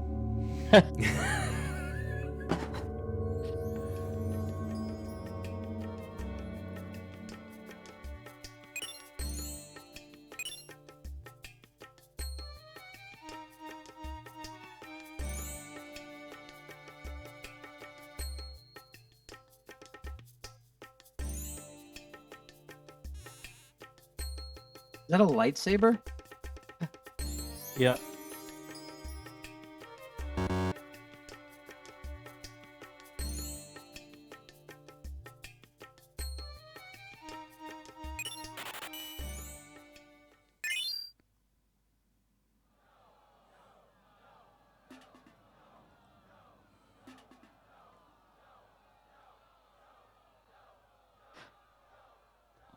Is there a song here?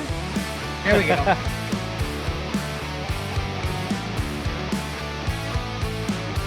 First thought, it took too fucking long to get to the song.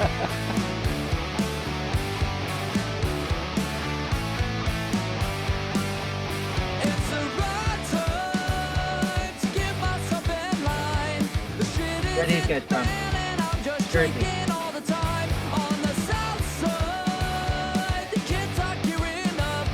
The coalition's ready and those fascists can get fucked. But I'm drowning in news feeds, the stench of my nose bleeds, and I don't even own a gun. How can I fight them when I can't even fight myself? Get your weapons on the front line, you're the only hope we got. Don't forget to pull your mask over your nose. On the wrong and in the robot, good eye snipers taking mark. Everybody on the front line, this is hope.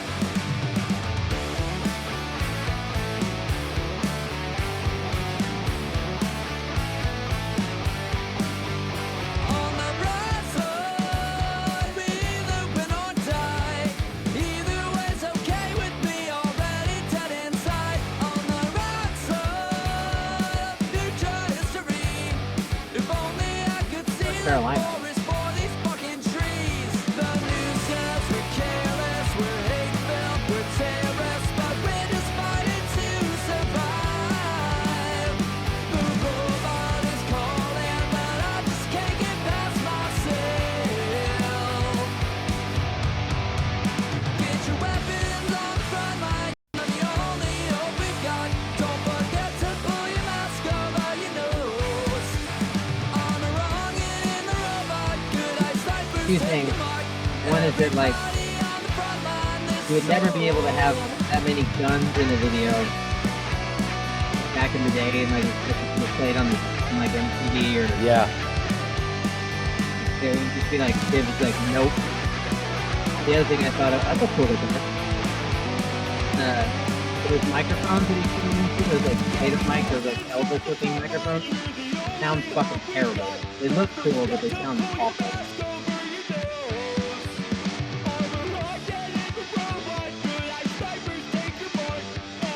I like the different vocalists here. That's cool.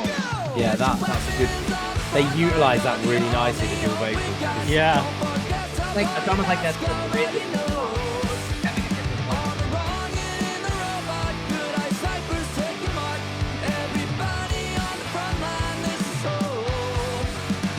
Oh, it's just a sword. It's not a light.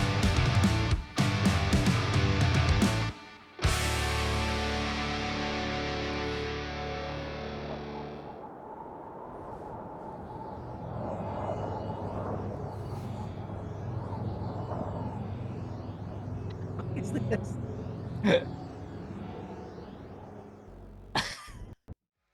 Serrano at the end. It's a little too meme culture-y for me. Like I'm too old for that kind of shit. But like the song was really good, I Yeah. thought.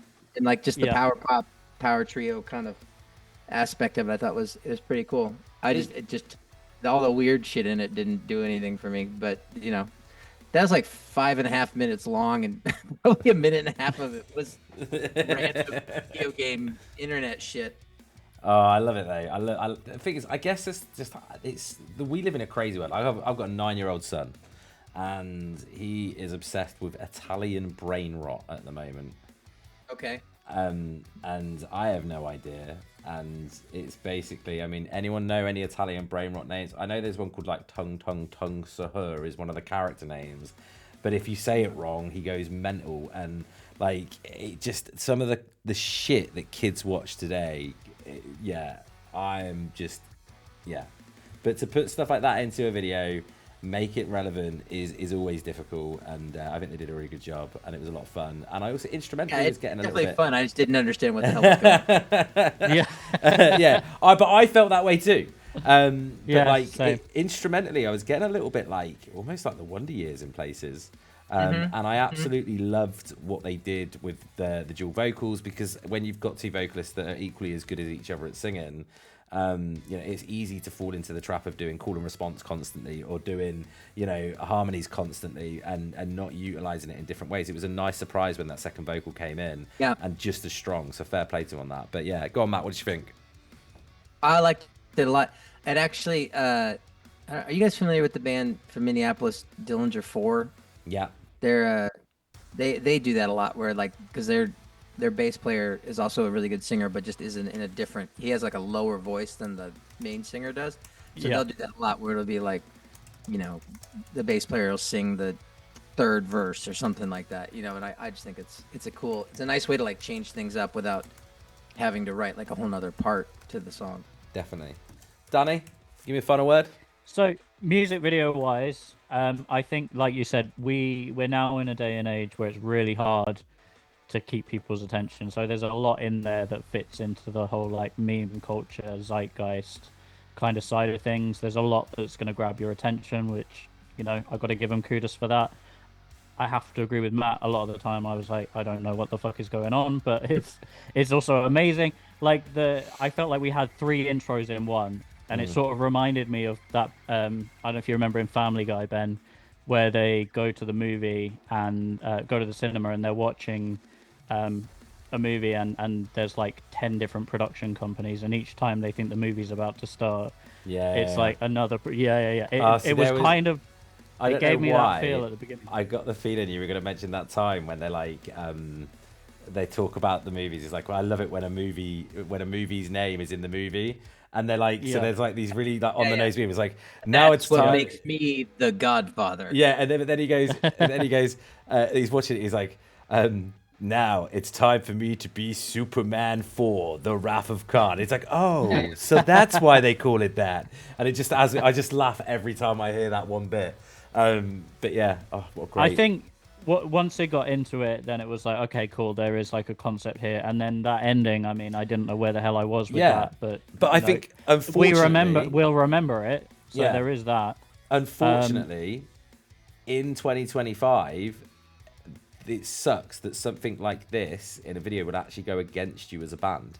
Because the song is fucking amazing. The intro was great fun, but because of the attention I mean, span, I don't know. It just because I don't get it. I mean, I'm no. But Matt, this is we talk about this a lot because the attention span of people is just shit these days. Like, even in the UK, right? There's been a big discussion. I've said this before in stream. They're on about shortening soccer matches from 90 minutes to 60 minutes because the attention span of people. And even though it will still be the same length of time, because when it goes out of play, they'll actually pause the clock rather than let it run and do additional time.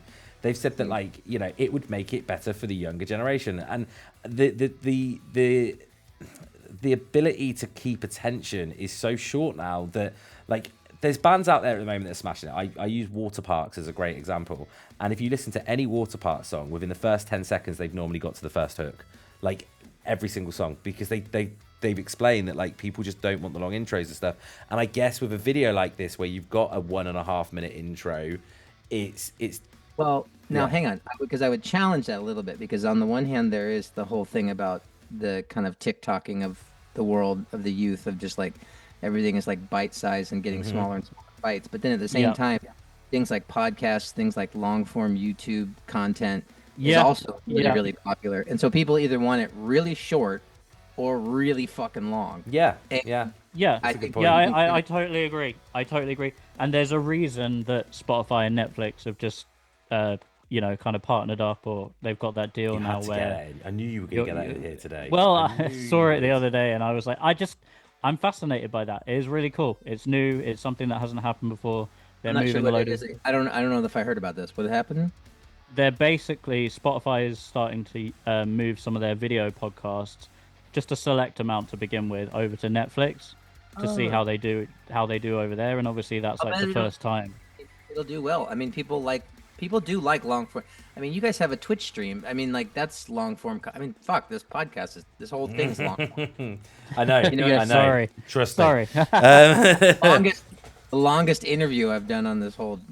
But you've had fun. We That's- appreciate I it. have. It wasn't a complaint. It was just an observation. No, you are right, and I'll eat my words on it. But I just know that in music, that what I'm constantly getting people tell me about it. I get like fucking PR people talking about like, oh, if your songs have got too long intros, no one gives a fuck. If you do this, no one gives a fuck. And so like for me, I love it. I love the intro. I think the intro is great fun. I love a story, and I was getting a little It's bit weird. I just didn't understand. yeah. But yeah, it's like it just seems to be the constant thing that I'm told, that the younger generation are fucking like. So I have a short theory that attention it's spans. actually it's less about, and I don't know if this is true in the UK because I don't know if you have the same sort of like what we call hustle culture here, but I think that there's a lot of like people are like, I don't have time for this right now. Just hurry up. Don't bore us. Yeah. Get to the chorus. Yeah. Yeah. Like I don't have like 100%. I literally have like 4 jobs and I need to like do all this stuff today. I don't have time to like watch your art project and like, you know, get to the minute and a half long, you know, intro of your, you know, whatever that the beginning of that was supposed to be about, which I didn't understand, but that's, you know, that I'm not the target demographic for that. The song was really good. That's all that I really care about. But I think that like, I don't know if that kind of like hustle culture mentality, I don't know if that's like more of an American thing or not. No, it's true. I think that's over here too. And I think when people are in that kind of mode, it's like, yep, I just want it like short, sharp, and just sort of like over and done with. But if they in their sort of like relaxation moment or whatever, then it's like, now I can hear your whole like magnum opus, or I can watch like a whole movie. Yeah. Definitely. Right, so that was our lineup. Now, normally what we would do is we would do track of the week, and then we would let Matt pick from the remaining tracks that didn't get selected as track of the week. I'm flipping it on its head this week, just purely because everything was built for 10 bands, which meant 2 semi-finals and then a final, because you could only have a maximum of 5 in each semi-final. And then we had a latecomer. So what will happen is, penalty box being the latecomer, whoever Matt picks as his industry pick will be removed from the opportunity to win track of the week, as always, because they can only win one. And penalty box will take their place in either semi-final. So that's how I'll do it. But Matt, do you have your industry pick?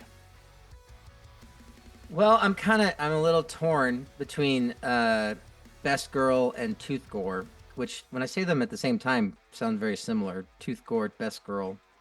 I think I'm gonna go with Best Girl though, because I think Tooth Gore was really, really good, but there's something about the kind of like, there was a how do I describe this? You could see that the people in that band, when they were interacting together, had a real like joy of like just performing together, that I think you can't replicate as a solo artist. You know what I mean? Like, it's kind of like, it's hard to look like you're having a good time hanging out with your friends when you're just hanging out with a sampler. So that gives them a little bit of the edge in my estimation. But just because I also think it would just be fun to, like, I don't know, watch live and stuff like that. But I mean, song craft wise, I think they were neck and neck. Like I would have a hard time choosing between the two, but those were my 2 favorites. Amazing. So congratulations to Best Girl as well for being our industry pick for this week. Now, what I will very, very, very quickly do is just move you guys over on Twitch.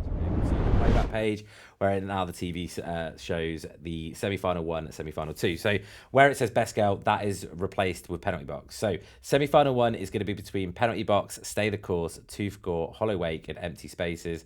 Semi-final 2 will be between Chasing the Fool, Leaving Off, Who Asked for This, Catholic Guilt, Burn After Writing. You are going to have a minute per round to vote for your favourite track from each semi-final. You can vote a maximum of 10 times per round. It resets after each round. If you vote more than 10 times, your vote will be null and void, and I'll play this. Oh my god! And yeah, we'll have to just remove you. But yeah, so please don't vote more than 10 times, otherwise your points will be null and void. Semi-final 1 between Penalty Box, Stay the Course, Tooth Gore, Hollow Wake, and Empty Spaces. That starts now.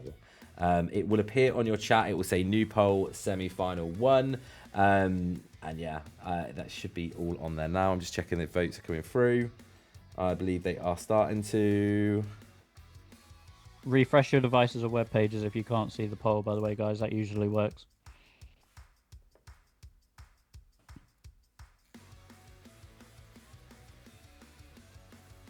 Sorry, I go quiet here, Yeah. Matt. They've got backing music and everything, so it all sounds great. But like, I end up I end up watching to make sure everything's all working.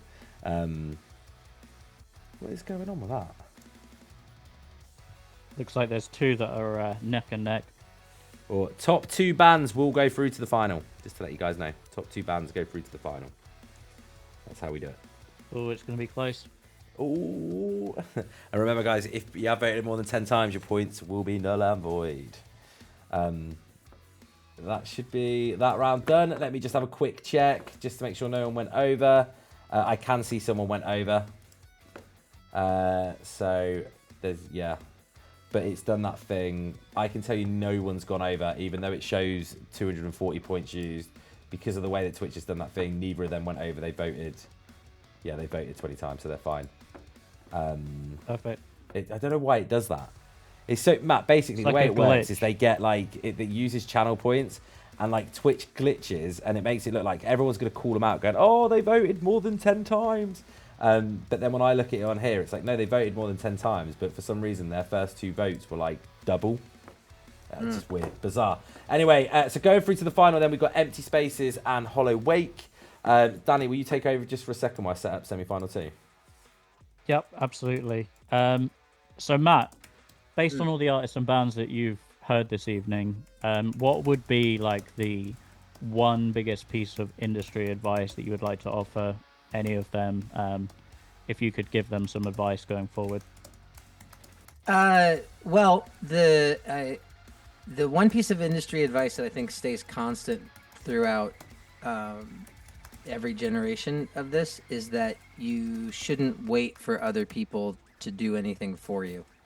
Like, I think a lot of times people, you start bands and you're like, oh, we need to sign a record deal, or we need to get an agent, or whatever. And it's like, you just need to start doing it. You need to like start, record a demo, send it around, record a record, press it yourself, record, call people, book shows, like all that kind of stuff. Like, you have to, momentum breeds momentum. And so like, just keep the ball rolling, and you have to be the catalyst for that. And so that's my, eventually you can hopefully get to the point where you can hire other people to do that kind of shit for you. But for the most part, waiting around for someone to help you will just mean you're waiting around forever. Yeah, that makes Totally really, agree really with good that. advice. Yeah. I want to come on to that in a second. I'm just going to set up semi-final 2 between Chasing the Fool, Leaving Off, Who Asked for This, Catholic Guilt, Burn After Writing. You got 1 minute, guys. Get those votes in. Do not vote more than 10 times. That vote starts now. That's really good advice, Matt, by the way, because I feel like a lot of people, and also a lot of people, when they do finally get those little milestones done, like signing a record deal, a lot of people kind of forget that that's when the hard work intensifies rather than reduces. We've seen Yeah, it. you think it's gonna be easier, but Yeah. The opposite. It's basically the same shit, but now you got someone breathing down your neck the whole time. And Well, it's like you can either do it yourself, or you can like keep an eye on somebody else doing it, and it takes the same amount of energy a lot of the times. Yeah. no, definitely. Also, I would say, and this kind of goes hand in hand, that, but sort of like invest in yourself, believe in yourself. Like, you don't wait for other people's approval. Like, even just like, you have a vision of what you want this to be. If you're one person, or if you're a group of people in a band, like, you have to like have a certain amount of confidence in yourself, and just be like, no, this is what it is. Because people will always be like, oh, I don't know, that's played out. No one's doing whatever it is you do anymore. Like, at some point, the kind of like, we brought up the kind of Midwest emo thing a lot today. At some point in the next 5-10 years, people are gonna be like, oh man, that's played out, nobody does that anymore. But it's like, if that's your thing, then that's your thing, and you're good at it, and you should stick with it. Like, 100%. the honesty and the sort of genuineness of whatever it is that you're doing will transcend any kind of like music industry fad or radio hit fad or anything like that. No, definitely. Yeah, and I think as long as Danny. you're like doing it for you as well, authentically, that's all that matters at the end of the day. People can smell bullshit. That's Yeah. all I'm saying. Yeah. Right, just to confirm that semi-final really quickly as well. So 2 bands going through to the final are Who Asked for This and Chasing the Fool. So the final for track of the week is between Who Asked for This, Chasing the Fool, Empty Spaces and Hollow Wake. That track of the week will go forward with Best Girl, who are our industry pick, to our track of the month stream for November. You're going to have 1 minute to vote again, guys. Do not vote more than 10 times. All your vote is restarted, so you can vote 10 times as well, guys. Just don't go over that. Just a reminder then, Who Asked for This, Chasing the Fool, Empty Spaces, Hollow Wake, who will be our track of the week. 1 minute starts now.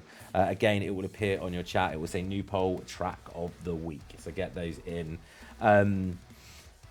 I've had a lot of fun though, Matt. Like, it's been great having you here. Thanks for having me. Yeah, you've been an absolute No, blessing. anytime. Honestly, I mean, to be honest with you, the even more important question is, would you like to come back again based on your experience tonight? Yeah, it was fun. I like hearing new bands too. Yeah, Like, I don't have a lot of opportunities to like sit down and listen to new music, and this is sort of like forced me to do that, and that's a positive, I think. No, 100%. 100%. Well, we really appreciate it, especially because we know obviously it has been a long time. But that's the funny thing is, like, especially when we get into it and we're listening to the music and we're shooting the shit, it's like so much time passes that you wouldn't even believe. Like, you look at the time and all of a sudden it's like an hour's gone, and it's like, where the hell did that go? And it flies. I agree. This was really fun. That Awesome. should have just come through now. So I am just having a look now. No one went over. Well done, guys. There's loads of points just came in. Well there done, as well. guys. So in 4th place, we had Hollow Wake. 3rd place, we had Who Asked for This. 2nd place, we had Chasing the Fool. So our track of the week goes to Empty Spaces. Congratulations, Empty Spaces, for being our track of the week for this week.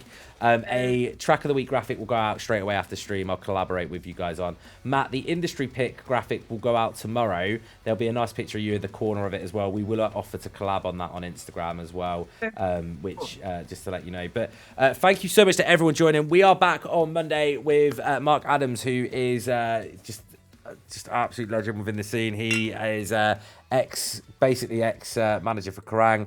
As 808 Diffraction as well. Thank you so much for the follow. Thank you. Yeah, he was. Yeah, he's the ex-head of Kerrang TV. He managed a load of channels for Channel 4, so like Smash Hits, The Hits, Kiss, Kiss TV. All of those were like under his jurisdiction. He was like the head of music director. He's done some really, really cool stuff, so that'll be a good hang. Yeah, definitely. But thank you very much to Matt. Thanks to everyone for joining. Have a great weekend. We'll see you next week. Peace.